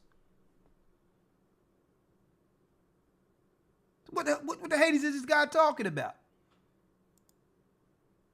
Melting pot. How are you going to give it to a specific group? Because right now they've got the white people with so much guilt. It was your parents. The reason why you're not seeing so many black people at these protests is because that's what Donald Trump wants. Okay? Donald Trump wants us to be the front line, to be beaten on, and things of that nature. And the fact that you guys have not acknowledged that, you're looking behind for black people and you've never sat down and said, well, why aren't black people jumping to the front of the line during these protests? Elder Lawyer, that's a great point. Because if we were to come out there in numbers, don't you think they would stop bagging illegals and solely focus on stomping us into the concrete? I need you to think about this. Imagine if they did what they've just done to a white lesbian woman. And don't forget, there's only a few protected groups in the United States. And LGBTQ so happens to be one of those. One of the two protected groups here. If they're willing to do this, if what they're saying happened, like it happened, to a white lesbian woman, what do you think they'll do if one of us show up out there? Are you crazy? I made a video after Kamala Harris lost that illustrated that black people are tired. We are tired. We're exhausted. And so we decided to take a different approach. We decided to not be the front lines. We decided to be the ones at home. We decided to be the voices, things of that nature. Organize also amongst ourselves and get ourselves together because clearly people did not vote with us. Now you're seeing the effects of that. The reason why you're able to notice things within the Trump administration is because they can't center black people as the problem. That's what it is. They can't centralize black people as the issue. And they've been trying. They've been trying every which way to get us out there to protest, and we have not budged. Of course, we're against these illegal deportations. Oh, no, speak for yourself. Okay? Speak for yourself. We believe in people following the law. All right? Let's make it clear. God gave us the law. Borders are in place for a reason. All right? So speak for yourself when saying we're against these illegal deportations. Okay? If our people, if this brother right here was to go into Egypt or a Middle Eastern country and try to get the money that belongs to other people and try to take the jobs of those citizens, they will have this guy on the first thing smoking. Okay? And if you overstay after 3 months and are founded, they will throw you in jail in these other countries. Now, I don't know about jail don't forget, jail in America let me tell you, that's a camp compared to being in jail in these third world countries. I traveled over in the Middle East. You overstay and they throw you in one of these places, folks. Guess what, folks? You got a dirt floor with critters running around. On top of that, you won't eat unless a family member come with food. Right. You like, yo, where my 3 squares in a cot at? And then you got some crazed Arab with 2 teeth missing and different spots that you don't understand how that went down, checking out what size shoe you wear. Because he up in there with no shoes, with all types of dark cheese between his toes. See? Right. So it's a whole different vibration compared to them being jailed here before deportation. All right? Where they're being held to some degree, I'm going to tell you, it's like a 5-star hotel compared to where some of these people come from. So no, brother. No. All right, let's get this straight. Of course we are against these illegal deportations. The illegal part is people coming over the border knowing the risks. That's the illegal part.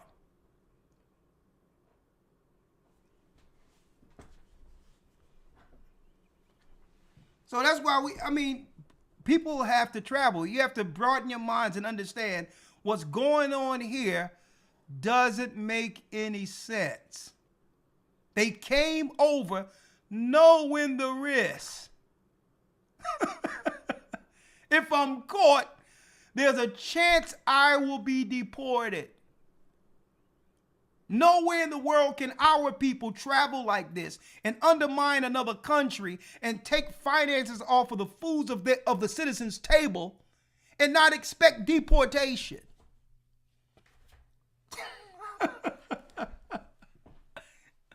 Are you kidding me?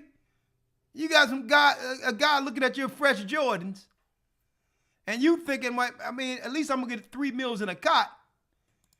And they looking at you speaking in a language that no one understands. And you start figuring out, hey man, no one's coming. Don't forget, I done got some phone calls where I had to send money. I'm talking about people who I didn't even say go anywhere. Okay? I get a phone call. I'm like, yo, she said, yeah, this guy, he's up in a situation. I'm in another country. I'm like, who? What? I'm making a call. Some guy moseyed their way from UK and got jammed up. And now they got their shoes stolen in a dirt jail with no food being fed to them. And I'm like, who's this person? They're like, I'm like, I'll tell you what. Don't worry about it. Give me the family members or whatever the case is. I'll send money, bail that person out and have them go home. Okay. And I'm just listening to this stuff and I just don't want people to, I don't even know these people, but I'm like, you know what? Listen, here's a plane ticket. Get him out of there. You know what I mean? Of course he's gonna be walking out there without those Jordans, but I'll tell you what, you're not in Kansas anymore. All right? So, hey, what the Hades is going on here? So all of that, we are against these illegal deportations. We are indifferent. I believe if somebody came here with the risk and get away with it, eventually, enjoy the dream. But understand the risk that comes with you coming to a country undocumented. The ones who told y'all this was going to happen. A black woman running for president told you that this was going to happen. And a lot of you guys said, "Fuck it." Oh no, brother. This is a spiritually driven show. All right. Come on with the potty mouth, young man. Out of it. Sit this one out. I maintained that, but I didn't say why. A lot of people are being petty when they say that, but I'm not. I really mean that. Not because their fight isn't our fight. No. Because ultimately, constitutional rights are being infringed upon. And Hispanic people make up 20% of the country. They are the most populous minority group. Again, not being paid towards them in what I said, we've already had this fight. Because black people, remember, the United States as we know it was not always united. We had Union states and Confederate states. So people who were escaping slavery, as we all know, could be captured and killed, lynched, whatever, or sent back to their plantation right up underneath their master. As per the Fugitive Slave Act of 1793 and 1850, which eventually was repealed in 1864. That Fugitive Slave Act is the outline of the ICE as an organization. It's literally the outline. Black people, we've done this already. Our time with that then came and went. That's already part of our story and our history. Hispanic people have an opportunity because... Okay, I got to correct this too. Right. And I got to correct this because when his history is correct, but we had no other place to go. Okay. And neither did we come here willingly. Yeah, we did not come here. Somebody get Deuteronomy 28 and 68 again. The belly of ships. We didn't volunteer for this. We didn't sneak over the border and then start shucking corn and picking cotton. Right. Right. Oh, matter of fact, let me run over the border and join a plantation. So we got to get that straightened out right now because people have revisionist history. No, we had no other place to go. When we were running away from the South, we were still within the borders of the United States of America. So this comparing that and all of that, no.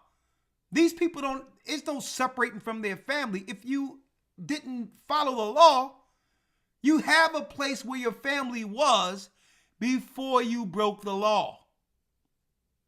The family can still go back to where it came from. I mean, what is the discussion here? I need y'all to think this madness people are trying to, with this word salad. No, these people have family where they come back where they're from. You had these East Indians who were crying because they invested, and they was a rich family in India because they invested all this money to have their son sneak into the United States so he can set up a business and get some of that money grift that would go back to his family, pay them back, and now eventually have them come over and get access to all the black and brown, loans and subsidies and set-asides that's for us. And they're crying because their son got caught. And they had enough money to sell part of their acres and all that to get him smuggled here. Okay? So no. I don't understand what these people are trying to compare what we went through in slavery to what's going on right now. That's outright offensive to even mention or even compare it when someone has a country to go back to. So nah, brother, you failed the test on this one. All right. But it's an opinion, a perspective, right? I'm seeing a lot of black people stand up and speak out about Renee Good and telling people she should have just got out the car, right? That's what they tell black people when they have altercations with the police. White liberals don't have. No, brother. And I'm glad we have the other side of this to understand some of these perspectives that's out there, Elder Lawyer. You don't drive up against law enforcement, okay, to interrupt their duty in rounding up criminals. So don't compare that to an innocent guy who's driving a car and having a problem with police. Exactly. Right? Like I gave the example a few weeks ago, if Lawyer got in his car and followed ICE, he can, everywhere ICE was going, doing their job, he can expect everything that's coming to him. Exactly. So here, and it's deep. That's how strong we are as a people, folks. There's no movement or no strength in a movement unless they can compare what they're dealing with what we've gone through. Exactly. No, get your own narrative. Get your own political stance without trying to shoehorn us into it. It's not going to work. And really, at the end of the day, brothers and sisters should say, listen, leave us alone until you give us what those Somalis received, what the Ukrainians received, what the Holocaust survivors received. Break off our people and talk to us after the money is in the account already. Okay? And then we'll think about listening to some. We're still not going out there. But then we'll begin to, at least that will open up, a conversation. That'll open up an ear to hear what you have to say. Okay? That sounds like a plan.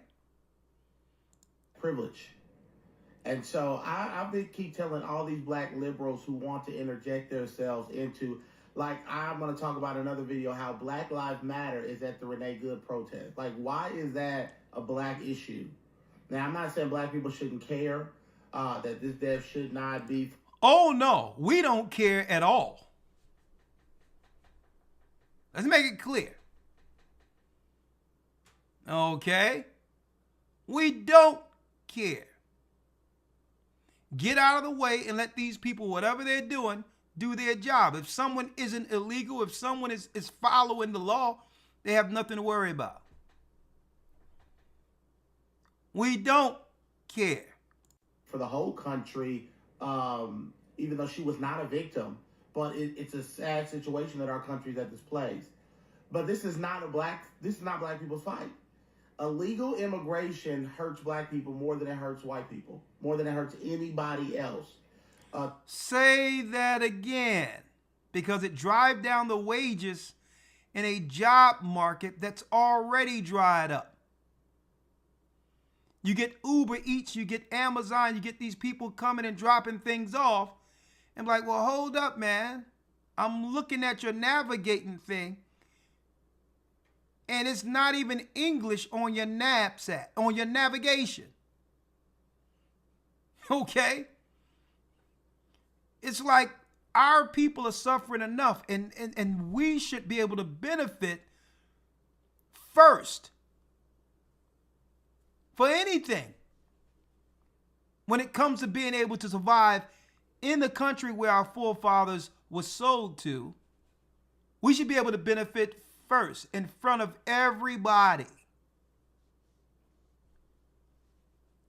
That's just how it is any other place in the world.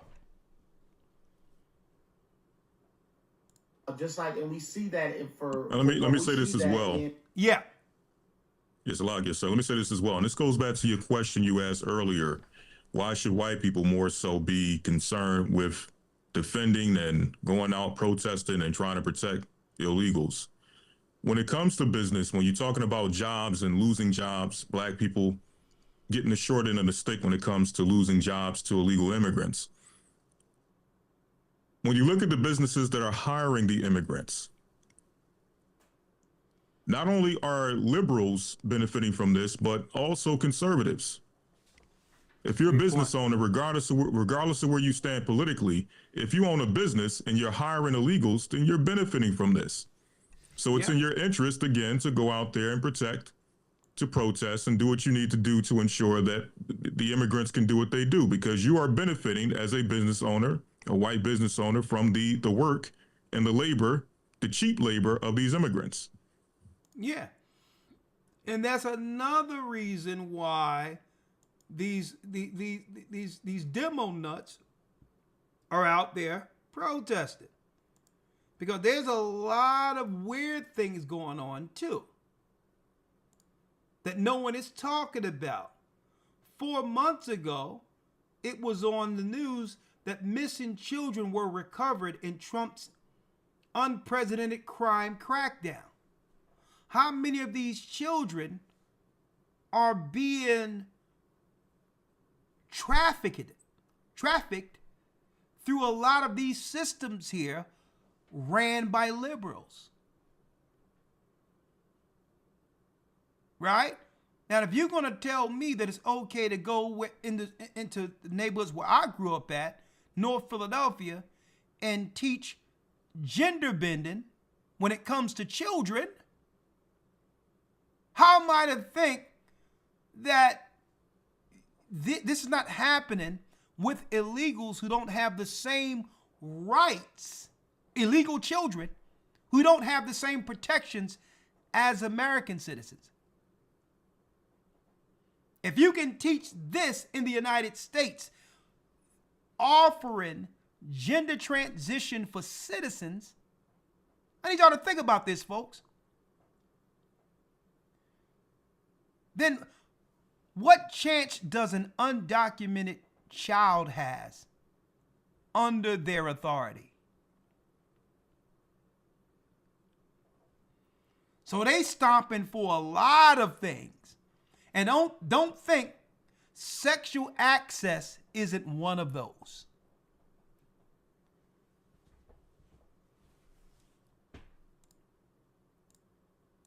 But what surprised me and caught my attention was that 5 children were recovered. Like, that seems significant to me. How does that happen? Where were they? How do they get recovered? So one child is significant, as you know, Dana. A missing child just destroys families. So when the Marshal Service core mission of missing children, finding missing children, it's very rewarding for us. And we get to start these families on the healing process. And folks, they said over 20 million people came over the border to undermine, under the spirit of Marxism, the whole fiber of the United States, as well as 300,000 children went missing at the border. Man, don't tell me the Most High isn't going to rain fire down on Babylon. And these people are marching and protesting to keep this satanic, liberal, evil system in place against family, against all that's right according to God, and against children.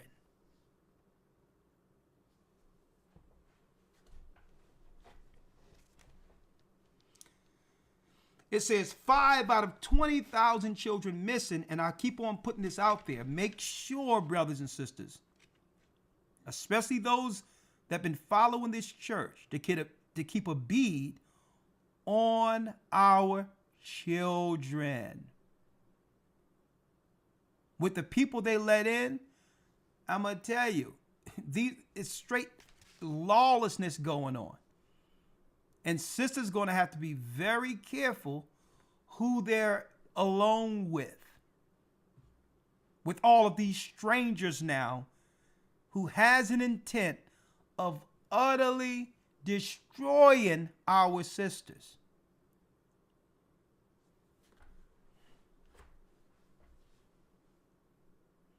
A nation divided against itself cannot stand. And I am so glad the Most High, in the midst of tearing this whole thing down, is gathering God's people back together as one again. So there is a silver lining in this cloud. We can sit back and watch the whole thing go down while the Most High raised the children of Israel.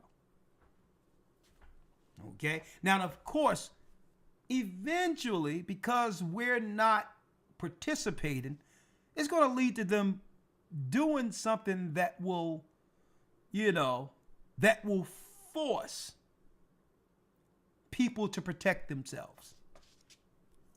Now, what that is, we're going to see. But what I'm waiting for, Elder Lawyer in particular, for a false flag blaming Israelites. Like in 2019, they was waving a few things out there that didn't catch fire, talking about something that happened in a supermarket next to a graveyard. Somebody who identified as an Israelite harmed somebody and somebody got killed and all of that, but it never caught fire. Because everyone started examining the story and started saying, well, this truly doesn't seem, this story isn't bearing out. Right? This story isn't bearing out, right? So they tried to put it out there years ago, but it didn't catch wind. But right now, with all of the foreigners they brought into the country, I believe they're going to use some of these agents and have something happen in the United States and blame it on Israelites. And once that happens, I believe that's going to be the linchpin pulled from out of the grenade. Just keep our eyes on that. A false flag claiming that Israelites are behind something. And the more I see brothers out there training publicly, saying things they aren't to say, coming off seemingly as a military or militia, all I can say is it may seem good out and proud what you're doing it publicly like that right now, but I don't think it's going to serve the mission you're on rightly down the line. It's going to be used against you. So be wise as serpents, harmless as a dove. What I can do, because I really have no time for any conversations right now, but what I will do, I can open it up for two Zooms, because I said I would do so. 2 Zoom participants to come on in. What say you concerning anything that we've talked about today? The floor is yours. If you have a question or comment, now is your time. Right? Now is your time. What I can do here.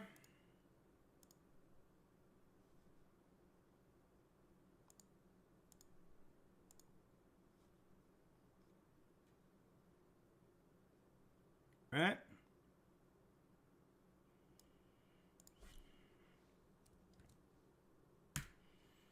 And again, for those who would like to enroll in the next academy, in a couple of weeks, we'll be open enrollments. Week 7 begins this coming Sunday is week 7, right, Elder Lawyer? Yes, sir. That's correct. All right. It says Drewski did another video, this time on African scammers. Boy, I'm going to tell you right now, we do have a church in Huntsville, Alabama. We do. I'm going to tell you right now, Elder Lawyer, the Christian churches are up in arms with Drewski. With him actually hanging. They showed him hanging from the sky, being being moved around out of the air, and it's about these preachers and how they are, scamming the community. And man, they're up in arms right now. But there's nothing that he did a parody on that didn't exist. It's actual parody of actual actions within the Christian church right now. So, right. All right. So, if you want to come in now. Nicole Brown.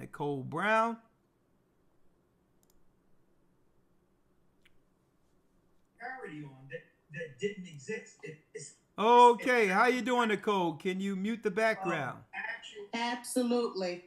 This is Preacher's daughter. Shalom. How are you doing, sister?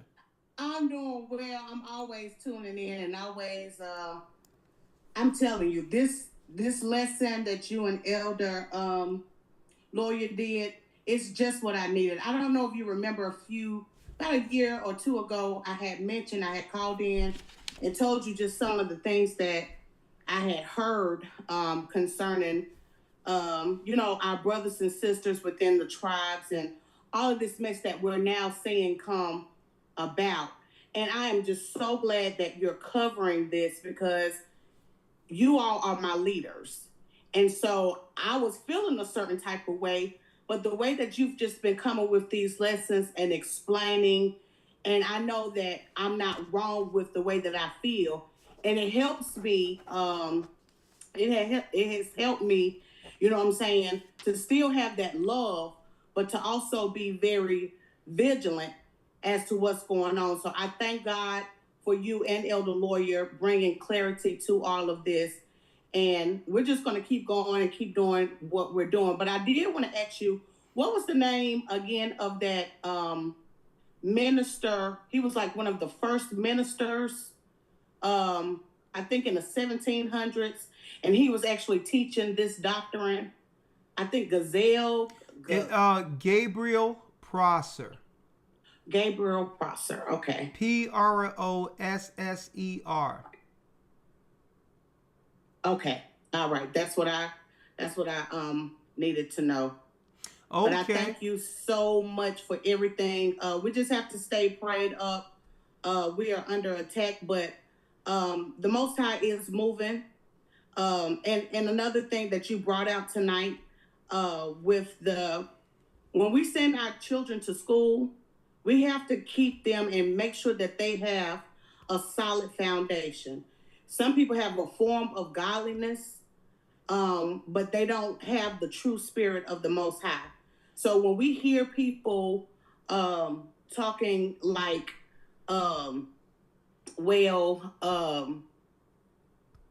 it could be this or that, these universities are here to actually program.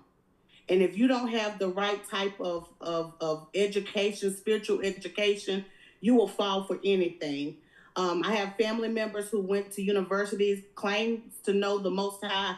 And I mean, their way of thinking is just like out of this world. I'm like, that's not what the Bible says, but these institutions have damaged us. So, brothers and sisters out there, if just make sure that when you send your children to school, that they have the proper spiritual foundation found through the gathering of Christ Church, so they won't fall for anything. And I'll leave it with that because I know, you all work hard. So thank you for. Well, you're welcome, sister. There's few things I wanted to touch on. Number one, going back, I'm going to work my way backward. You're saying be careful with the with leaving our children in school and not understand the intent of some of these people who we might believe have our children's best interest at heart. With that, there's been a change in our modern day satanic schools. The public schools, opposed to the schools that we grew up in, like in the 80s and 90s. A matter of fact, Duckery at 15th and Diamond, across from where I lived, was really a highly decorated school where the children there was graduating on a higher level than even suburban kids. We were getting awards and all of that.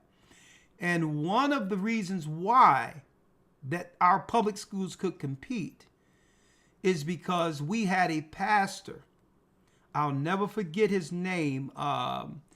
Pastor Sylvester was a pastor up the street who was the principal over the school.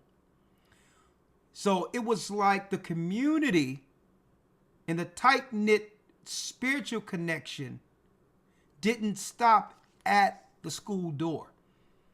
Now, what better way of knowing that the school is in the right hands than you have a pastor as your principal?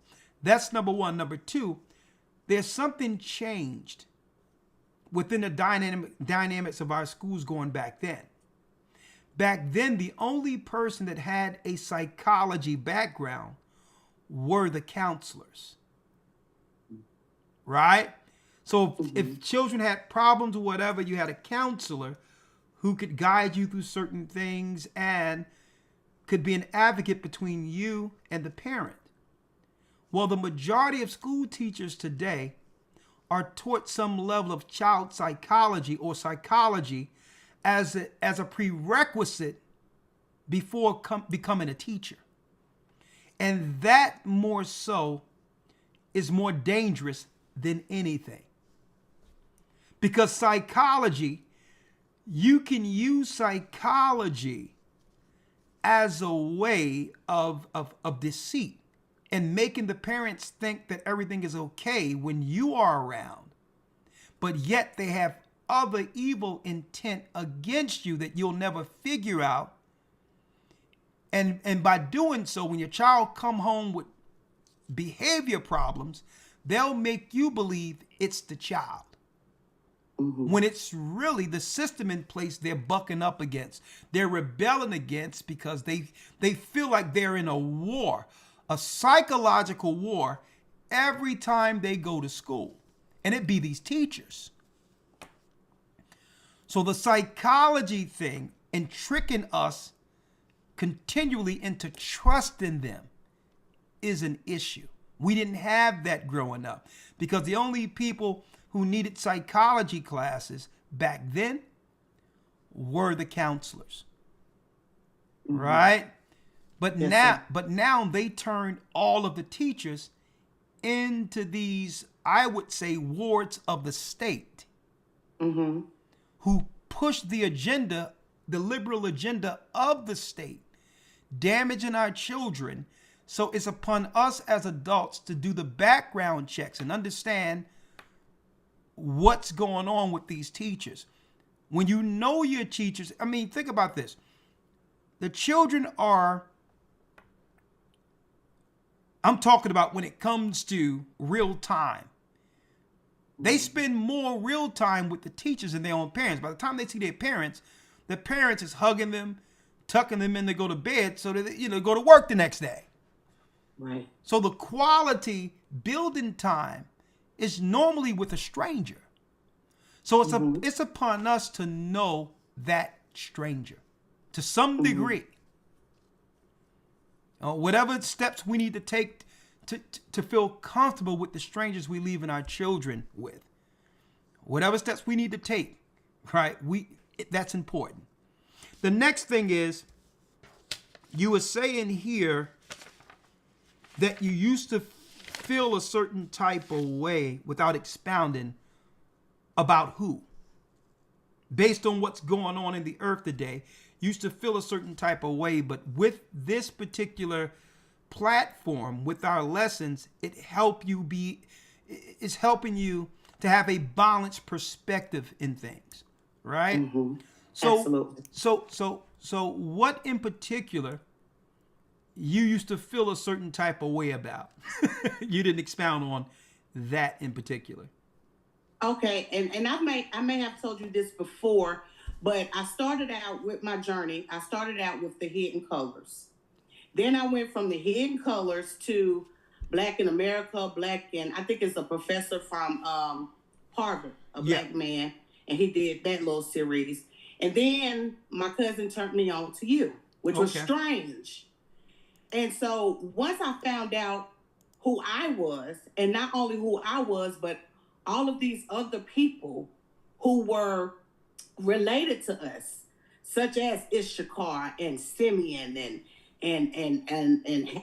the Haitians and all of these people, I was like, oh man, like we all people. So when I would interact with people, I was like, oh, we the same people. We the same people. And they would look at me like, what are you talking about? And I'm like, no, we the same people. And if I had time, I would kind of go into, little details and stuff. And then, social media is a blessing and a curse. And then I started seeing and started actually witnessing how I was being treated by some of Jacob's children, and I'm from the South.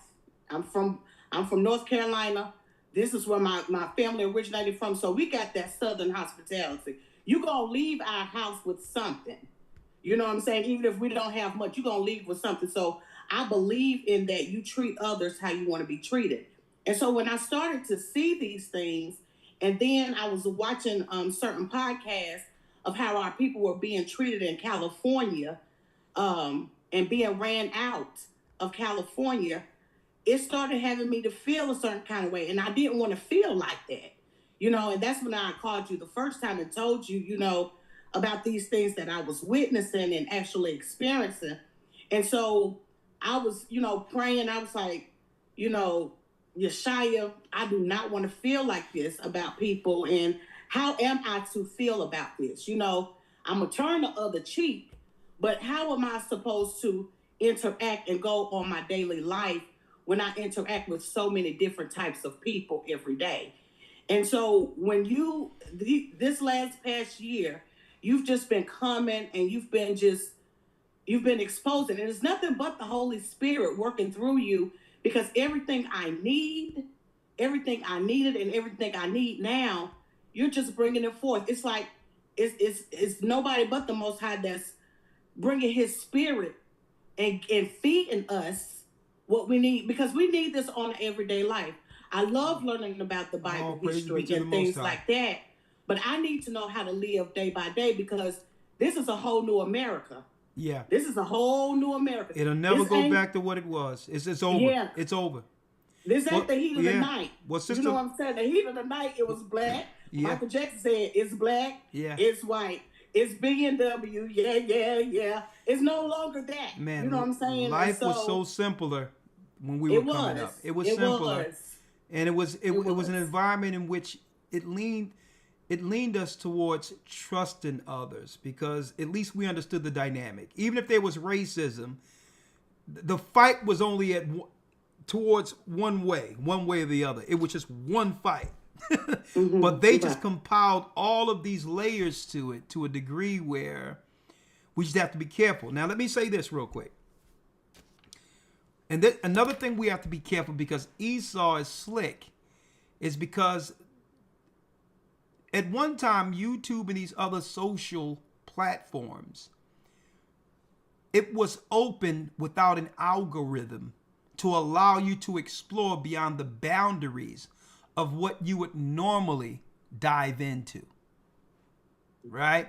So when I say be careful, because when you see certain things that frustrate you, that what I found out by looking at YouTube, I would open up something and everything is related to the same thing, as if they want you to live in an echo chamber.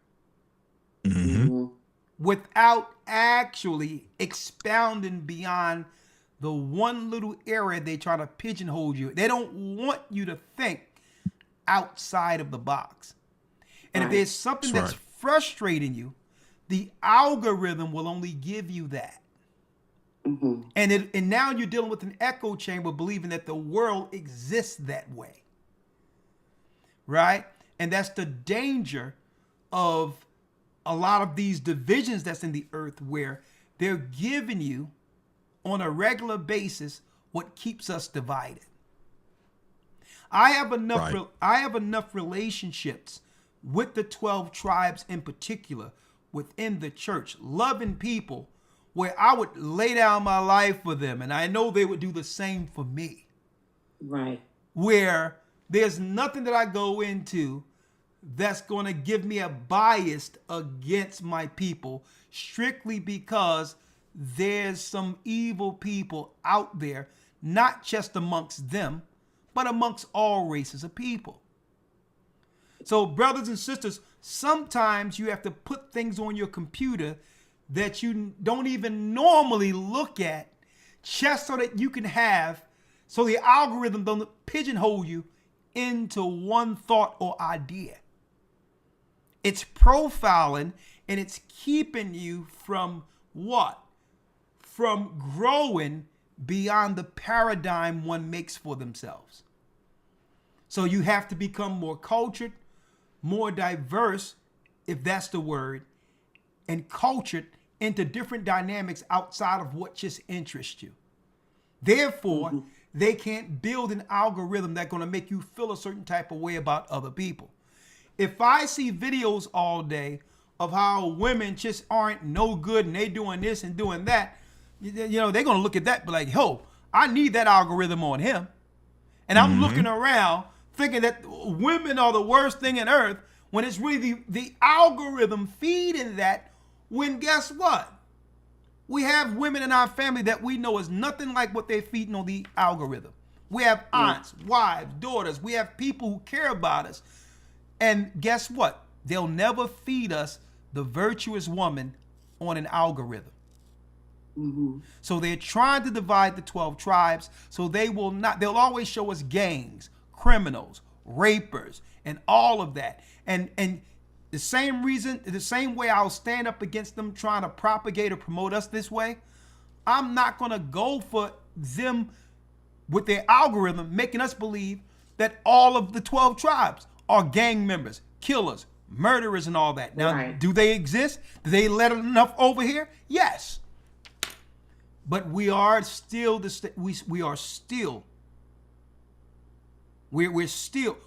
stay balanced. Right? But it's the algorithm. I mean, some women out there, I know it for sure, they feel a certain type of way about men when they didn't even have the experience of a man doing anything wrong to them. But you know what? It's the algorithm. You know what? Oh man, that's a lesson in and of itself. The algorithm of the beast. That's a lesson. Yes, sir. Woo! Hold on. Let's chill for a second, sister. The algorithm of the beast.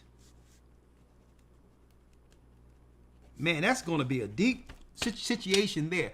All right, sister, I got one more person, and then I made me some elder lawyer. I made me some Mediterranean kebabs. I got something important to tend to as soon as I get off of here. But hey, done. Thank you, sister. Just come on in Friday, and we'll continue this discussion. I'm a Petroleum. All right, thank you, sister. Bless you. God bless you. All right.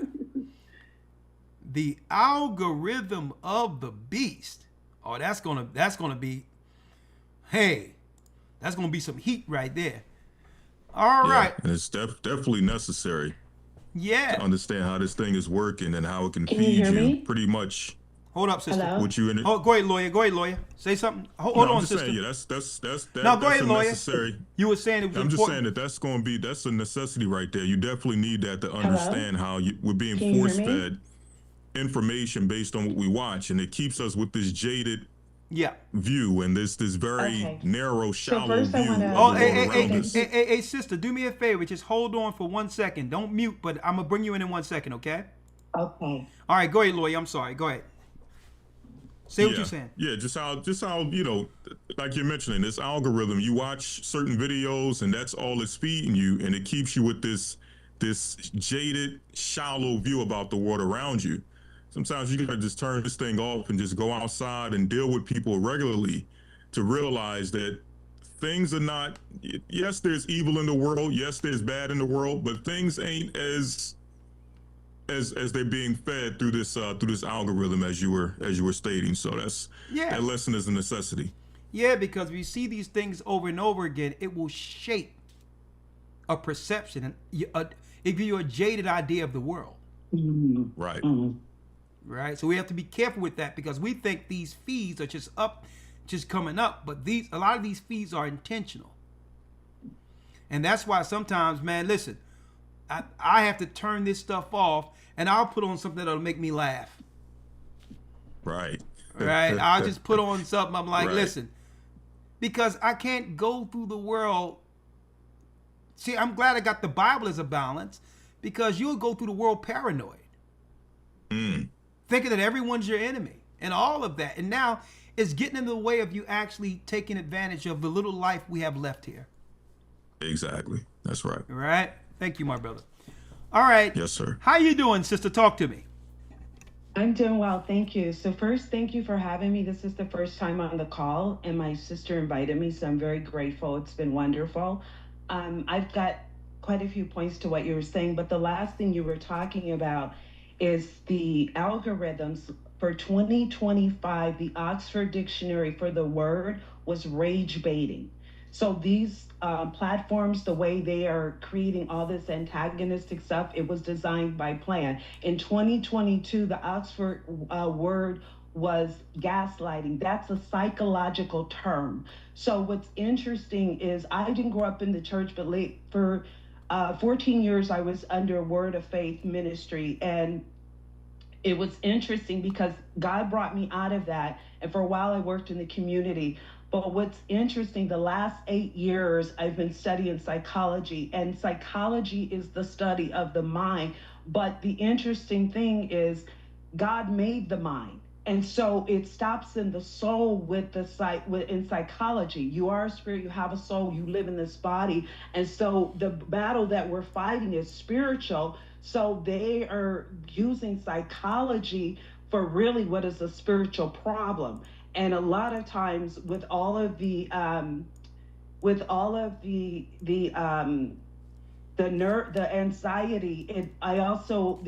it depends on the generation. So what's interesting, if you look at how long this system's been going in place, you have 5 generations right now that are still on the planet, and each one has a different psychology depending on the era. So you have the baby boomers. The baby boomers were actually raised by grandparents and parents that came out of the Great Depression. So a lot of them, the way it was suppressed, they had no talk shows. They emotionally didn't really nurture. And this wasn't in our community because all we had was each other. So a lot of what they saved, it wasn't just because they wanted to have the money. It was, they felt no one was coming. So what's happening now is they're living longer, but then you have the Gen X. That was where latchkey came in. That's when the women started going to work, single parenting. And so that generation basically was more emotionally neglected. So then you have the millennials. That's when computer system was first designed. Gen Z right now is that's the younger generation that was raised on computers. Sister, hold on, before somebody just called in, but I need you to check something out, sister. How old are you? Me, I am 59. 59. Let me share something with you for the sake of the brothers and sisters that are on real quick, all right? You with me? Absolutely. All right, this is from the National Library of Medicine. All right? The National Library of Medicine. Let me go here.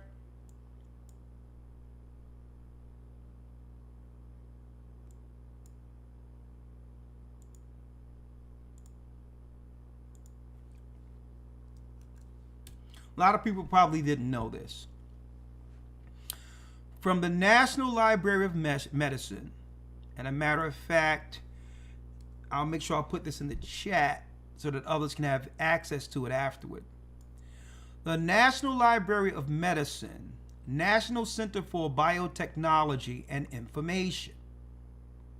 Right? The frontiers in psychology. Number one, they needed to find a science that would have people make decisions outside of their better conscience. Man-made. So listen to me. Especially a country initially that was built on what they would call Judeo-Christian values, that comes with some substance, some morality, some accountability. So how can we get people who would resist the mark of the beast, who believe in God, who's looking for this, to one day decide it's okay to take it? So they had 100 years to put something in place where normal people who would reject the mark of the beast would actually take it. Like, for instance, it was psychology that caused all these faith-believing Christians to take the jab. I didn't take it, but I get you. I'm saying, listen to me. But it was psychology. Yes. Through fear. So why am I going here? When you go into National Library of Medicine, here is the origin of psychology. Background: conjurers are masters of illusion and deception. And they have developed astonishing methods of manipulating our experience. Intuitively, the link between magic and psychology seems obvious. Magicians use techniques such as misdirection to manipulate our attention. Illusions to distort our perception, and forcing to influence our decisions. Some of the early pioneers in psychology, who's Bennett, 1894, Triplett in 1900, recognized this close link between magic and psychology, and published fascinating scientific papers investigating conjuring techniques. Now, here's the danger of psychology. To a trusting person or believer, think about this. When someone come to them in the posture of concern, a trusting person internalize that and convince themselves this person cares more about what we're dealing with here as I do. Now, if you got someone that's trying to convince you to do something and can assume that posture as an actor, that's when psychology is dangerous, because it's used as a tool of manipulation. After studying the nature of people, you are using your knowledge of psychology to get an intended outcome. That's trickery. Which is what happened during the pandemic, and it's just what you said, because what they unleashed was a spirit of fear. And so when people are afraid, they can be manipulated, because if you look at all that they kept putting on the media was the death things, right? They didn't see what the natural immune system did. They didn't do a lot of things. So what was interesting, there's a percentage that says, like God says in his word, Hosea 4:6, my people perish for lack of knowledge, or lack of under vision, right? So because that keeps you disciplined, it keeps you on track. So what they have found, like 80% of people, it's 80% of people don't have a vision. Okay, that's 80% of most people don't have a vision. And this is just in general numbers. 15% of people have a vision, but they haven't written it down. 4% of people have a vision, written it down, but they don't. Hey, sister, so what do you mean? Because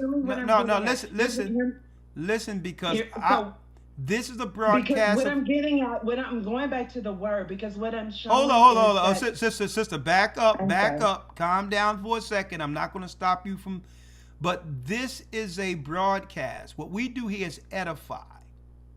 So but I'm going to that. What I'm saying to you is because I had been in the Word, and I had been like I understand the Most High. That was where Hey, sister, I studied. I need you to slow down for a Okay, second. I'm just passionate. I'm sorry. So Now, hey, what I'm sister, let me speak. Okay. When you say 15% of something, where are you getting these numbers?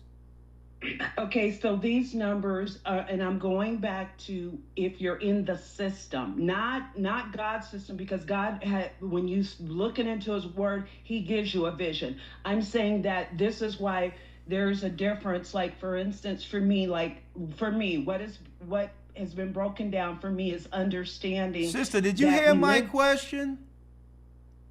The numbers. All of this stuff is like unless they change it, like the psychology of all this of the subconscious and how the mind works. Okay. And so going back to what you were just saying, as far as like the magic behind it and how it's manipulative. Yeah. And so that's what I'm saying. This is not where I put my faith. I'm just saying that because of the way that I work with people. So I work holistically with people in regards to physical health and fitness, right? And it's more holistic. And so for me, it's like I work with the people coming in. I'm definitely about their spirit. But when they come in, when people first come in, they're coming in from this world system, right? They're coming in for exercise. But the first thing is to get them, it's centered around breath. Well, we know breath is pneuma, that's your spirit. And then your ruach, right? So then you have your mind, which is psyche, or suke, which is mind, will, and emotions. This is where they manipulate. That's why I said we're in a spiritual law, a spiritual war.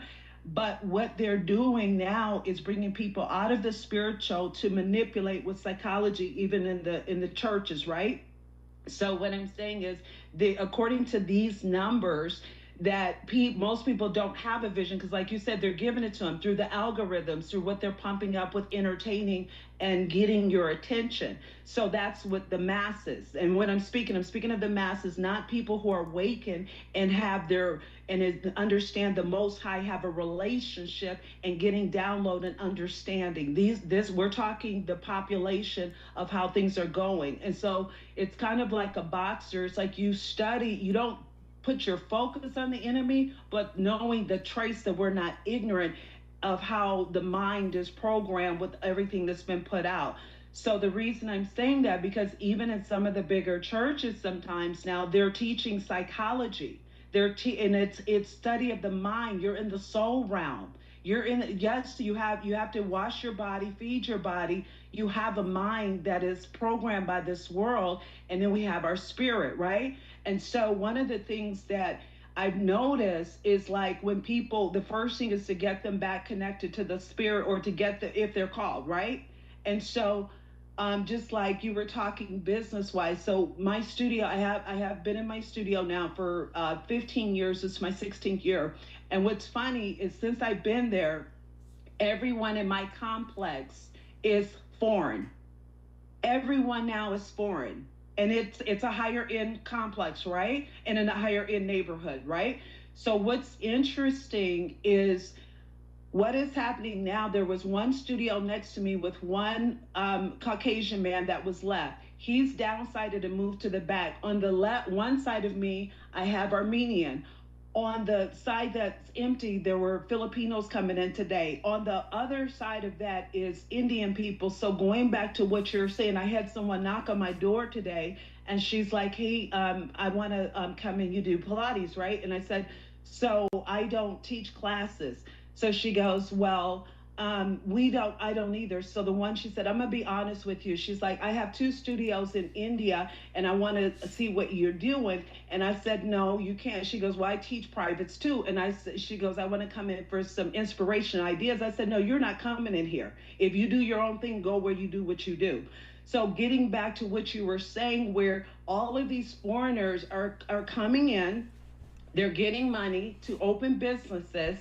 Not even Caucasians are left in the building. And I just plead the blood and the high calling, because I'm like, no, in my building, the way it is, my office is on the corner. I said, this is the cornerstone, because the way my suite is, you can see my building from both places.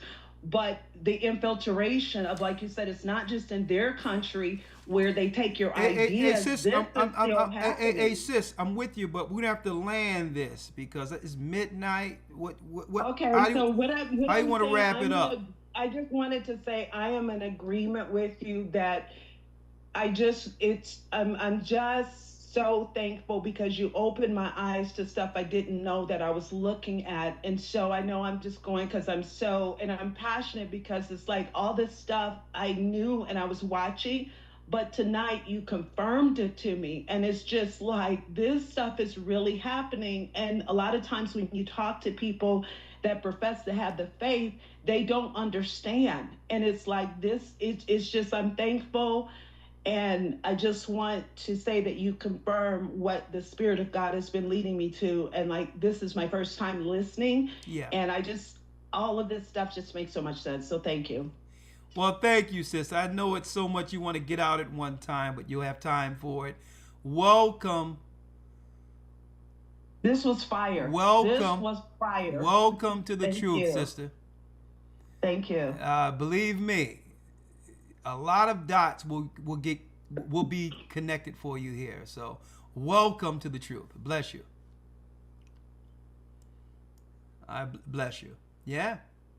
Thank you. You're welcome. Sometimes it's so overwhelming when we find the truth. We tend to look for but can't find the words to say, and we have to be patient with one another because he had so many ideas going on at one time, but all of her intentions are good. I could tell, but there's a lot of emotions going on at one time, and you only have a few minutes to cram it in. So that's why I wanted to give it some level, a path where we can get some edification out of it. But in a nutshell, it's making sense how her whole world has changed right up from under her, where the demographics of the people she once knew, these people no longer exist, and now she's living in a new Babylonian world that she must adjust herself under. And that's why the Most High have her here. This thing is a wrap.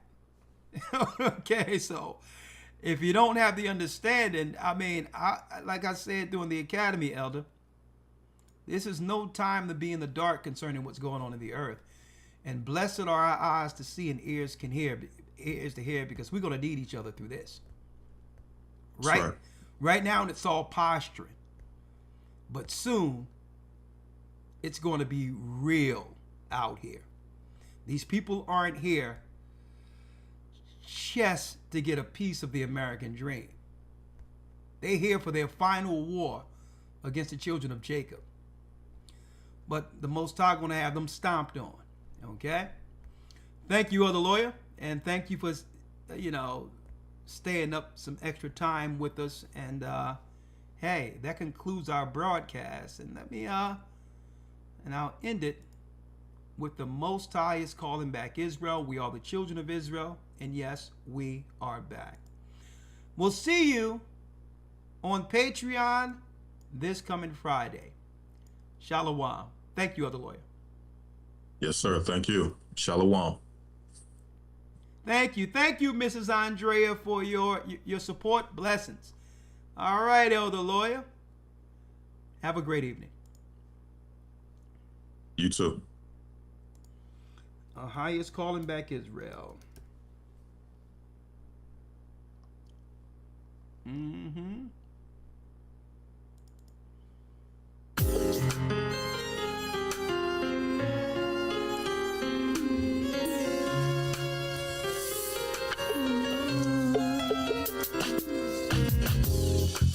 The East is where we're from.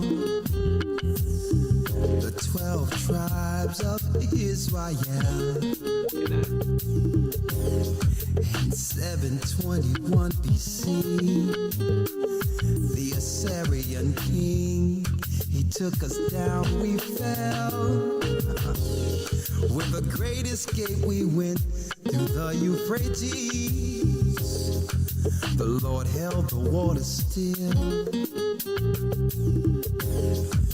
To a land where no mankind dwelt, we went.